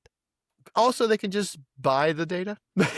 Yes, can literally true. just GM got in trouble for selling data that wasn't clearly, the FTC and California both said you didn't really tell people that you were selling data like this in a way, but you can just buy, we got to watch out for China. I'm like, China can just buy the data just like everyone else just does. Go to any of a dozen data brokers and they'll gladly sell you all the data you want. Yeah, or just we can't let China get this data. I'm like, well, then we should have some privacy laws. Nah, let's not do that. Let's not fix the problem. Let's just let's do some performative legislation that'll fix this. Yeah. Even though it doesn't. I mean, again, they could just China. You can't sell anything with these things. Cool. So China just buys the data. Let's say a Volvo's going around and they could just buy the data from a data broker. Yeah. Womp womp. Legally, they could legally just buy the data. So Ford ended production of the Escape and the Lincoln Corsair back in December. at their Louisville assembly plant so they could retool the factory to build their new universal electric vehicles. So Ford, the only vehicle Ford has in like the compact crossover class now is the Bronco Sport. Which is just a better Escape. It's the same platform. Yeah. But the Escape name may be coming back. Ford has said they're planning to build other vehicles off that same platform in addition to the $30,000 electric truck. And when we toured their EV development center, we saw some clay models, under Zoox, one of which looked, very much like an Escape-sized and shaped vehicle. So Ford authorities reporting that by 2029, the Escape name could be back on an EV crossover based on this platform, which I think that would be pretty good for Ford. If they can sell that, for low $30,000 price point, I think that could be a pretty competitive vehicle for them. Definitely. Well, a bonkers amount of cars. So yeah. So Nicole, yes, tell us about your visit to Virginia. So I went to the Insurance Institute for Highway Safety this week, the IIHS, with the folks at Mazda, and they let us go and see a moderate overlap front crash test for the Mazda CX-5. And we get up on this, you literally go and we walk the facility. We got to walk the long, so they call it a runway, but it's this long giant hallway where they rush the car down to its ultimate demise. We go down there and we see them all loaded up with sensors. We come back, we stand on this gantry that the car literally comes down the runway right underneath you, kablamo, goes into the barrier. And they took us to see this. This is like real testing. It's only one part of the testing. We don't know what the results are. And Mazda was very careful to say, don't speculate. We don't know. Like you look at it, we don't know anything. I don't know the first thing about what a good crash test versus a bad crash test really looks like. But what was neat to see it. And it was the amount of figuring stuff out and the data and the engineering that goes into this is insane. Like, we all know that vehicles are designed to be as safe as they can be. But when you see them do this and you see what they do and you see why they do it, it's really pretty impressive. So, we won't know how the CX-5 actually did. I think they said 5 or 6 weeks. It'll be sometime this summer because there's also more than one crash test. They crash a bunch of Mazda CX-5s to get all their results. This was just one result to give us an example of it. And there were some kind of neat things that I just didn't know. So, when you see all those videos, they're always like perfectly lit videos. They have these special lights that hang over the area where you do the crash test. They put out 75,000 watts when you turn them on. So literally the crash test countdown begins. The lights are not on yet.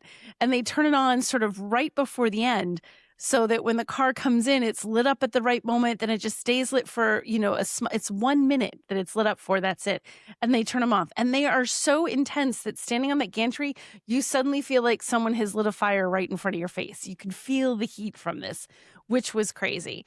And it was incredible to see it because the sound of it and the feel of it and seeing it crashed. And it was weirdly like a little overwhelming because you go down there, you see it, you hear it, you see what happened. They let us go down there once the guys check to make sure everything's okay for us to walk down there. They throw like kitty litter, what it looks like, for any of the fluids because they don't have gas in it anymore, but they put other fluids in it to mimic gas so they can see how that would leak out of the vehicle. And they make sure everything's safe. They get rid of the big bits and pieces of stuff. And then you can go down there and take pictures. And you're literally looking at this. And the thing is, you can see right inside. You see the crash test dummies and they paint them all. They paint them in very specific ways so that they can see what part of their face or arm or feet or whatever connected with which part of the vehicle. And you see them in there and you see the little face print of paint on the airbags and they're askew. They're still in their seats, but they're all kind of askew. And there's a moment where you think, oh my gosh, they're just going to make sure that when that's a person, like that's what happens to a person if they're in that vehicle and they hit something like that. And it was only a test at 40 miles an hour. It wasn't like some 85 mile an hour crash because they're trying to test where they're going to get the most data and the most ability to get automakers to see results that they can take action on. So, this is the Insurance Institute for Highway Safety. So all these insurance companies, and sure, it's great for them because if they make your vehicle safer, there's fewer payouts that an insurance company has to do. So it makes sense. But it also really does make things safer. And if they've said, okay, we're going to crash this car at 100 miles an hour, well, that makes it really, there's a point where you're making it so safe, but you also just turn that vehicle into a tank. So there's this engineering safety conversation that has to happen with everything. And it was just really kind of impressive to see it. Like when you see all the technology they have in the trunk and all the sensors and everything they're pulling. They also did a tour of the facility and they had, I think everyone's probably seen this video. It was a 1959, I forget what it was, a 1959 vehicle. I think it's a Chevy versus a 2009 Chevy. And they crash test them. And they have them in the lobby of the building. So you walk into the building and these two vehicles are literally on display there. And when you think about what crash tests have done, you look at how that looks, that old 1959 vehicle. And it wasn't a survivable thing for the person in the front seat. The seat has moved, the steering wheel, everything there's metal poking in. There's no space left for your feet. So you have horrible foot injuries. You look at the modern one and the door's off so you can see inside, but you feel like you could just sit right down there and be okay. And it's such a dramatic difference. And that's partly because of what the IIHS does. And they had another one where they showed, it was kind of by fluke that it happened to be Mazda, but because they have these permanent displays set up once you get further into the facility. They had a CX-5 that they put through one of the first side impacts when they first did that test where they ram a barrier at the side of the vehicles if you were T-boned, basically. They had a Ford and they had this Mazda. And the thing is, they work with the automakers throughout the process. They're not trying to stump them. They're not trying to fool them. They want to make cars safer. So sometimes what's coming, like they know a little bit what's coming down the line. They might not have every single detail about what the crash test is going to be, but they'll have an idea. They're looking at this, they're looking at that. This is what we're going to be testing on upcoming generations of your car. And so they had talked to automakers and Mazda knew the side impact test was coming. So they started to take action to try to make their vehicle safer. Like even not knowing all the details of how this test is going to be, let's do it. And this is, years ago. So they have the Mazda they tested because it was coming out and it was going to be new. And you can see that the B pillar squishes a little bit, like there's a little, but it basically keeps the passenger compartment in one piece. It's you don't look at it and think, well, that's going to be a bad accident. But then they had a Ford, and like they said, it wasn't that the Ford was built terribly. This is something all the automakers were doing at the time. And they hadn't, it was probably just about to be redone. And when you look at it, the B-pillar hasn't just squished inward. The entire frame has come off the chassis. So you see like the bottom, and it's like all the colored metal has squished inside to the car and is now one with the passenger compartment. And you see these very dramatic differences between this is what we've encouraged automakers to do by showing them areas where people are getting hurt significantly and frequently versus what they were doing before. And it's not a matter, like they said, if they have bad cars and we're trying to make them have good cars, it's you can always make things safer. So if we can figure out ways to look at the things that cause the most number of injuries and find a way to make those injuries less frequent and target the highest injury kinds of accidents, you can keep people from having debilitating injuries for their whole life and keep people from getting killed in cars. So it was a pretty amazing thing to see. It was something that's always been on my bucket list. Like, I really want to see them crash test a car. I've never been so excited for a drive program. I was so like, you want me to drive a Ferrari? No. I want to see them crash test a car. I was so excited to see this. And it was really impressive in seeing all of their displays and seeing how much cars have changed, even modern cars. Like, it didn't take that 1959 Chevy to prove this makes a difference. You're looking at modern cars and seeing we weren't doing something here, now we are. And they keep talking about how they're constantly changing it to make it a little bit better, a little bit better, a little bit better. And it's all about keeping people safe. So it was impressive. It was one of the coolest things that I've gotten to see in this job ever. Cool. Yeah. Did IIHS, are they the ones that did the Toyota Corolla test a few years ago where they showed like an early 2000s and then a modern Toyota Corolla? I feel like they did. They've done a couple where they've done. Yeah, they've done a. They've where you done just like suddenly you're like, oh yeah, it's 2000s Corolla, and then you see the difference. You're like, oh wow. Well, yeah, like that's a huge jump. Just exactly. In, well, like the side impact test, it's not like this was a test they conducted. These are modern vehicles, and things that you would think, oh, like it's an older car. I still have it. I'm driving around in it, but that's what your older car does. I think that the good thing, bad thing, that coming away from it, you think, oh man, if I'm driving a car that's older, you're giving up a lot of safety. Like, I'm not knocking on older cars, but there's something to be said for. So when I got rid of my Charger, when I first went to upgrade it, part of it was I kept looking at things and I'm thinking, I don't have any of this safety stuff. And that did pretty well in crash tests. But you think about, they keep engineering things, each iteration, each all new version of whatever your vehicle is. They take things like what the IIHS has come up with in crash tests. And like Jennifer Morrison, their safety person for Mazda, I forgot her exact title. But she was saying, I said, how's it feel when you don't get greens? Because there's like a colored boxes. Green is good. Then there's yellow and there's red. Red is bad. And she said, we get reds when things are new and you get reds. And she said, we don't want to see a red. She's like, you kind of feel that like, oh, we got a red. She said, and initially you're hurt and you're upset and you're like, oh gosh, darn it, why we get a red. But she said, then you look at it and you go, that's an opportunity. That's an opportunity to make it a green. There are things out there right now that have reds in different categories. And behind the scenes, every automaker has engineers going, crud, how do we get that to a green? And it's a challenge, but it's a good challenge because nobody wants to put people in unsafe cars. Nobody wants to have horrible injuries in their cars. So the stuff that they do really helps our vehicles be safer. And it is a tool for automakers, even when they don't do well. And even when it challenges them, like some of this overlap stuff is really hard for them because it takes instead of the force going the whole front of the vehicle, it goes into half the vehicle or even a smaller portion of the vehicle.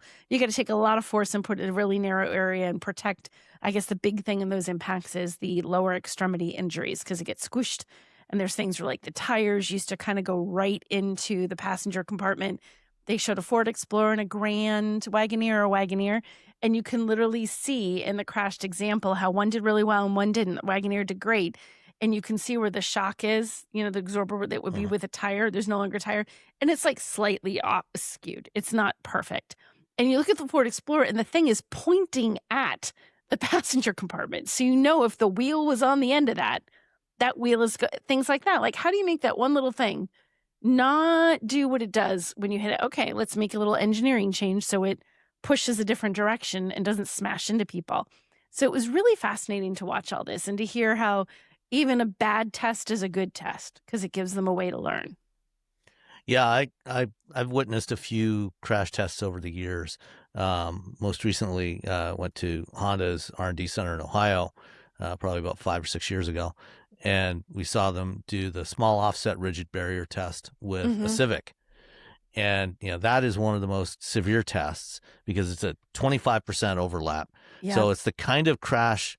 It's one of the more common crashes that you can have on the road, multi-vehicle crash, because, it's the kind of thing that, if a car starts drifting over the center line of the road, you're not going to get typically a full straight head-on crash. Right. It's going to be, partial overlap. And that's when they first started doing that about 10, 12 years ago, pretty much everybody failed that test. And, as everybody started re-engineering their vehicles to perform better in that test, now when Honda did that test with the Civic, this is a, 40 mile an hour crash with a 25% overlap into a rigid barrier. And we walked out and the driver's side door could still open and close. They talked about that. Amazing. They said like when you see these car crashes, like the goal is that your car might look like it's done, but that you open your door and you get out. Yeah. And they were even talking about, even say you're in an accident where for some reason you can't get out, right? Like you just physically are unable to, you've been hurt.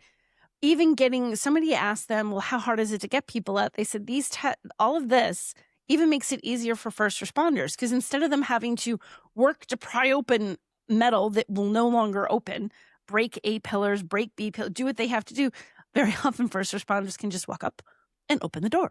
Yeah. So it makes it easier. You don't have to use the jaws of life. Right. You just walk up, open the door, and take the person out. So you don't have to suddenly like, I can't help you. Give me a minute. It's just like, no, walk up, open the door. So even if you're still injured and need help, help gets to you faster, which is something I hadn't really even thought of. So it's that it's can make a incredible. huge difference, if there's any injury. Huge difference. If you're trapped in your car and they can't get to you, which also, when you think about it as a first responder, if you're just thinking like, I'm stuck and I can't help this guy because I can't get to him, what a horrible thing. If they can get you out and get to you, they can immediately treat you, they can help you, they can stabilize you, they can get you whatever kind of medical care you need immediately rather than waiting minutes, which matter if you're in a car accident. That really matters. So it was an interesting thing to see. And I just think I wish everybody could have a chance to see what one of these crash tests is like, honestly. And I know that's not realistic and that's not how it works, but to see it, like when it crashed, Sam, you've seen it, you feel it in your chest, like boom.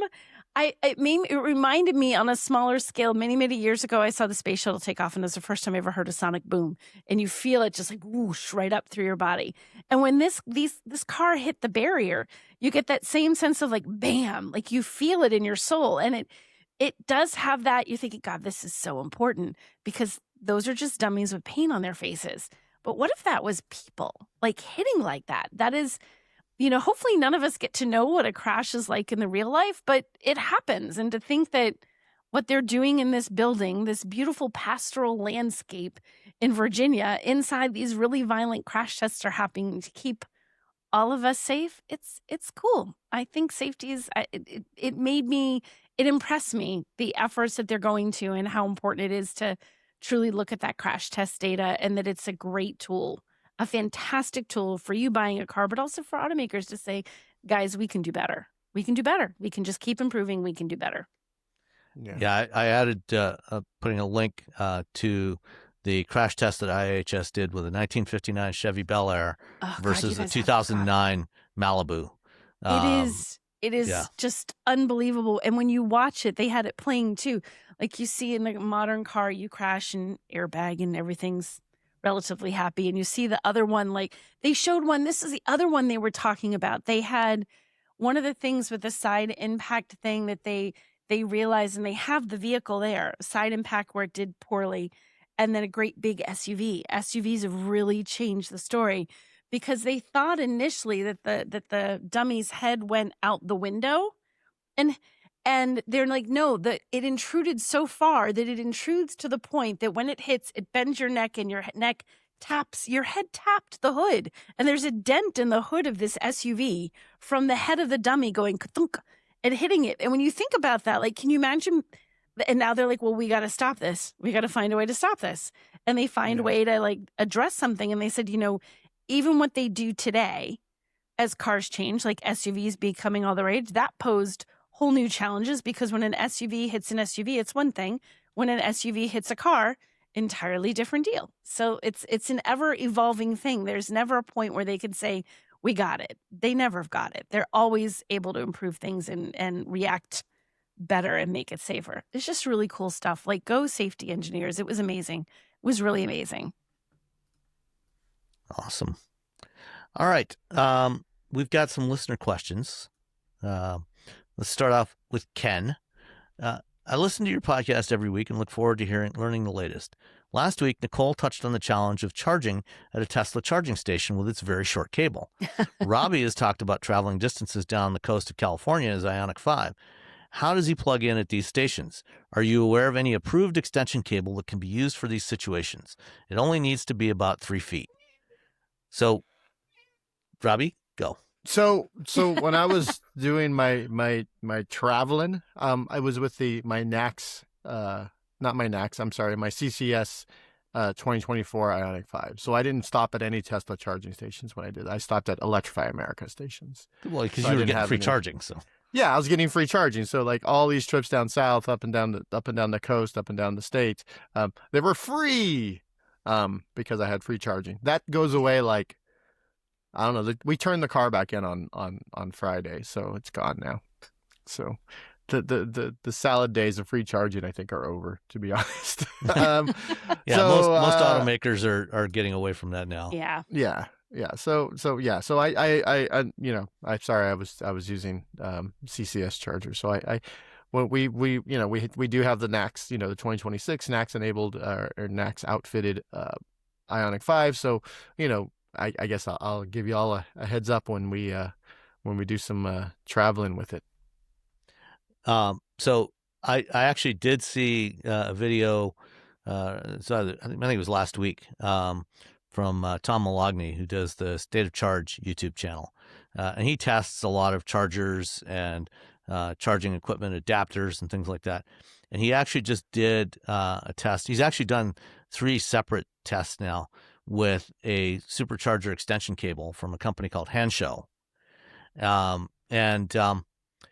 Basically, looking around there's a few other channels, that have also tested this same extension cable. I think right now, Ken, I would probably recommend not getting an extension cable. Tom had quite a few issues with this unit from Hanshow.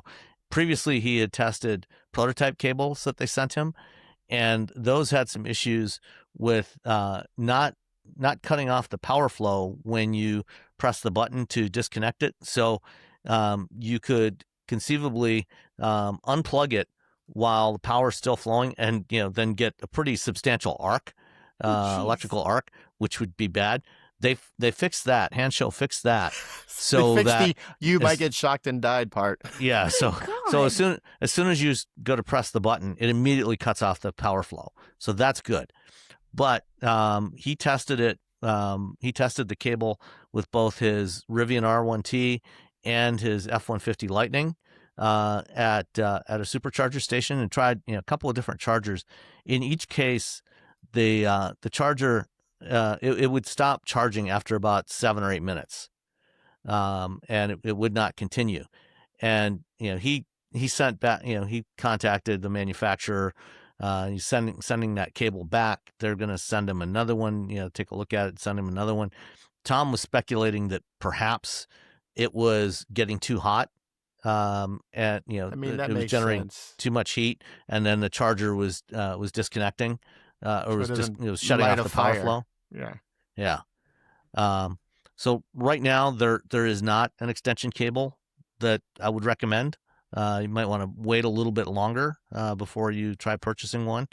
I'm sure at some point somebody will come out with a good one, but right now they don't seem to exist. Yeah. Womp womp. Boo. Here's another one targeted at Robbie from Martin. This message is for Robbie, since you own one. My name is Martin, and I live in Salinas, California. I'm interested in possibly purchasing a used Ioniq 5. And according to Consumer Reports, it tested very well, but was not recommended because of reliability issues. Have you had any problems with yours? Thank you for any information you can give me. Enjoy listening to the show. We didn't have any. The last few weeks we had the car. The regen started making a weird noise. It was louder than it should be. I took it to the dealer didn't have a spot for it to get looked at in the service center. I talked to the person at the dealership. I'm like, hey, before it didn't have time to fix it before the car had to be turned in for the lease. So I talked to the guy, and he's like, yeah, that's just the warranty issue. He's like, whatever. Yeah. And so we gave the car back. Other than that, we didn't have any issues. I know that, Consumer Reports, they base their reliability issues on the lifetime of an automaker. So it's not just Ioniq 5. I mean, Hyundai's had some engine issues over the years. And so as Hyundai has gotten better, they still have long-term, if you look at the long-term, you see reliability issues. So on one hand, you're like, well, is it really about this car, or is it about the long term of this automaker? So you kind of have to look at that. I mean, I like the car enough to buy a new one.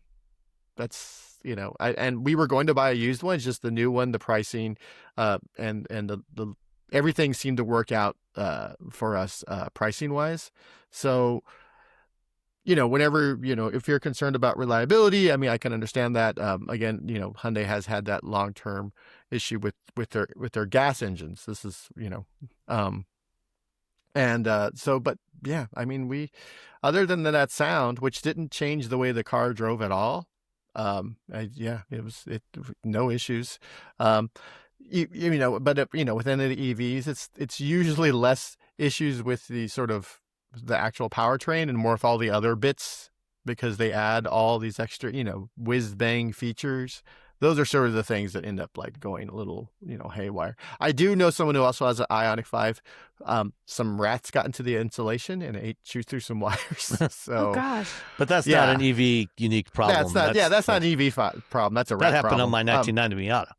Yeah, so And you can mice. get like a peppermint spray that you can spray your car with and around your area of your house, and so now your car smells like a peppermint patty, and so you got that going for us. Yeah, so yeah, I think I understand why Consumer Reports has that reliability issue.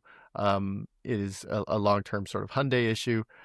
My personal issue, I didn't have any problems. I do know people who had the 12-volt battery problem, especially at the beginning, where Hyundai wasn't quite sure what was going on, so people felt like they were getting scammed. Yeah, that's been sort of, I don't know if resolved is the thing. I think they've changed things, and they're more, they're more likely to help you figure out the issue, because it's become a far bigger issue than they had originally anticipated. So, but other EVs have had that issue as well. So, yeah, somehow charging a 12-volt battery is really tough. I think certain Jeeps have had that problem, if I recall correctly. Yeah. So I like the car. Again, I liked it enough that we bought a new one. We were going to buy a used one, and I like. Yeah. I think the main issue with all the eGMP cars, so the Ioniq 5 and 6 and the 9, the Kia EV6 and EV9, in terms of reliability, the biggest issue is the integrated charge control unit, which is what, it handles charging the high voltage battery, but also the 12-volt battery. That, they were having, that's the one that Robbie was talking about, that had some issues. It would fail. There was a fuse in there that would blow, and then it would not be able to charge the 12-volt battery. They have made changes to the design of that. Again, it's covered under warranty, and Hyundai's got a recall on it. So if you have an issue, they will fix it free of charge. And they've also extended the warranty on that component to 10 years, 180,000 miles. Initially when they first did the recall, they did not have enough of the parts, and so a lot of customers were waiting quite a long time to get theirs fixed. We actually had the ICCU fail on our EV6 in December or November. It was fixed in a day and a half. They just had to order the part from the warehouse. And like day and a half after we took it in, we had it back. And again, fixed. There was no cost, no charge to fix it. So, I think that's probably the only major issue that you're likely to encounter with this whole family of vehicles. And other than that, we love the car. We love the EV6. Yeah, I had a friend who I told him about the Ioniq 5. They bought it and they had this issue, and they were one of the first people to have it. So it ended up being sort of a gauntlet of like trying to figure out what was going on, and it sort of turned them off from Hyundai, which I understand. I get it. You if you're the first person that has this issue, that's sort of like I'm the first person to buy a car. Let's just sort of jump back to the Slate. Like I put my $50 deposit in like at the event within minutes. So does that mean do I really want the first Slates built, or do I want to wait like 5,000 Slates in, 10,000 Slates in? Like, do I want like one of the first ones? How many Slates would you need to wait in to feel comfortable? Like, pick a number. You would have to have X Slates. I don't know. So they got 100,000 that night or something goofy. If my Slate comes in, I'm more than happy to wait until April as opposed to getting one in December. So you get to keep driving the Burrs for a while. Slate. Yeah, I kind of like, do I want the December Slate? Do I want to be the guinea pig? But also then I get to be content. That's the other thing. It's kind of also kind of like being the first person to buy an electric Jeep Wagoneer S. Shush you. Yeah. Risks were taken. Hey, no, I mean, and that's always the challenge when you buy something that is brand new. The Ford BZ4X, the Toyota. Tire issue. Toyota. The BRZ, the BRZ GR86, the issue with the the oil pan, the gasket, they were using like instead of using like a gasket, it was like a some sort of like goo, and it was coming apart and getting sucked up into the engines and destroying engines. Like the Toyota Tacoma ish, the Tacoma, whatever, or not, was it Tacoma or the Tundra? The Tacoma, it's not just EVs. It's all like the very first of any car. Yeah. Well, the Tundra, they've recalled something like 250,000 of the current generation Tundra now to replace the turbocharged V6 engines because of it's foreign material in there. So right now, I mean, to go back to Martin, maybe don't buy year one of the car. Get it 2025. Get it 2024. I had someone say, an OEM say to me years ago, never buy a new car the first model year. I know it, but I really want the Slate. I know. You're talking to the woman who bought a Wagoneer S in the first months it was out. I hear you. So, yeah. I think, But we take these risks so you don't have to. Exactly. Yeah. Exactly. It's all jump for right you, in, dear feet listeners. First. They're like, here we go. Let's see what happens. Finally, we got Mark.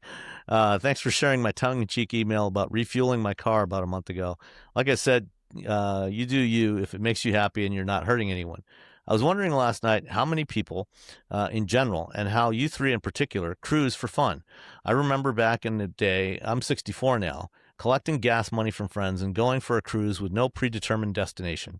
I still do that now, cruising to basically get lost for a couple of hours, then turning on my GPS to get home, choosing the no expressway option so I'm taking more back roads on my return home.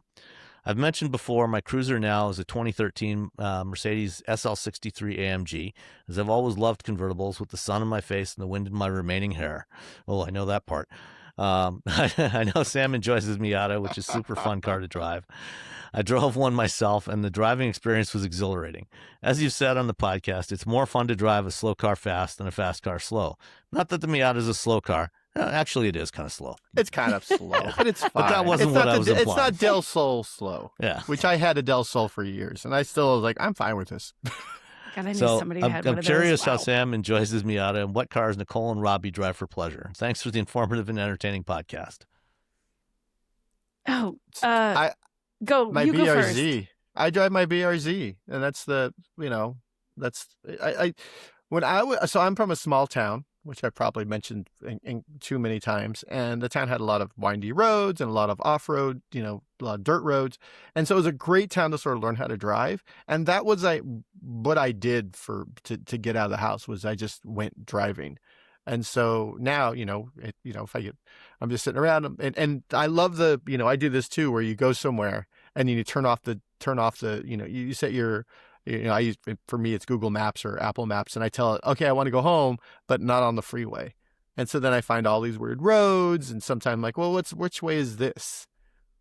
Well, I've never been on this road. And so I will drive around, with my BRZ. I'll do it with the Ioniq 5. Too as well. And again, I'm gonna go back to the Slate. I can take the doors off, which you can do it. To be honest, you could do that on any car. Nothing's stopping you from not taking the doors off. Just take the doors off. You see what happens. You just take the doors off. Every time, like the Wrangler and Bronco people are like, "Oh, you can take the doors off." I'm like, I could take the doors off. Anybody could. Nothing's stopping a the rest of Cavalier us. if I wanted. Slightly more complicated than a Wrangler. Take those doors just take right the doors off. There's nothing stopping me. But yeah, and I do miss having a convertible. I really want an EV convertible, but I don't think that's going to happen anytime soon. And I don't want a Hummer. Well, when you take the bulkhead out of your Slate, you'll be partially open air. Yeah, and I can take the doors off. That's one of the things. Like, take the doors off. Slightly open air. They're just like, yeah, do whatever. We don't care. Knock yourself out. I take the Nicole? bulkhead. I take the doors off. I get like a little system for my dogs so they, they're not sliding around, little leashes for them so they can hang out. And the little one will want to sit in the passenger seat and the big one likes to hang out in the back. And I just drive around. I think for me, it's not one car. I mean, because we'll take Russ's car out and we'll, when it's nice and doors off, windows off, top down, all that kind of stuff. Do you ever put the windshield down? Never, because I don't want bugs in my teeth. Like that's a thing. But when I just want to go out for a drive, it doesn't matter what car I have, especially if it's nice. I roll the windows down and I always open the sunroof so my hair gets all messed up and I just let the wind blow everywhere. But I drive and I have this thing because where I live, I know the area really well. I've lived here forever, but I'll go out and I'll like take a left and I'll drive for a bit. And then at some point I just randomly turn at an intersection in a way that I don't normally go. And then I turn again and then I keep turning in a direction that I've never been. And I find myself in the middle of nowhere in, southern New Hampshire, which has some pretty rural roads, and it's always beautiful. Like there's always farms and maple sugar shacks and random like places that I've never been in, towns that I've lived, and explored my whole life. So I'm a big drive to a certain spot, then even get off the highway and then just start randomly turning. Do I know where this road goes? Yes. Do I know where the other direction goes? Never been that way. Let's find out. And I just meander. I'm a big meander. In fact, when the girls are home, we'll go out and we'll chat, and I just have them pick a direction at every intersection, left or right, left or right, left or right. And they decide which way we go, and we'll find all sorts of interesting stuff. So that's my just kind of chilling out and enjoying and doing my drive thing. That's exactly what I do. And sometimes when I'm doing this, just sort of I'll find a spot. I'm like, oh, I can come here and take photos, or I can come here and shoot video. So it's kind of work related, but really I'm just like cruising around, looking around.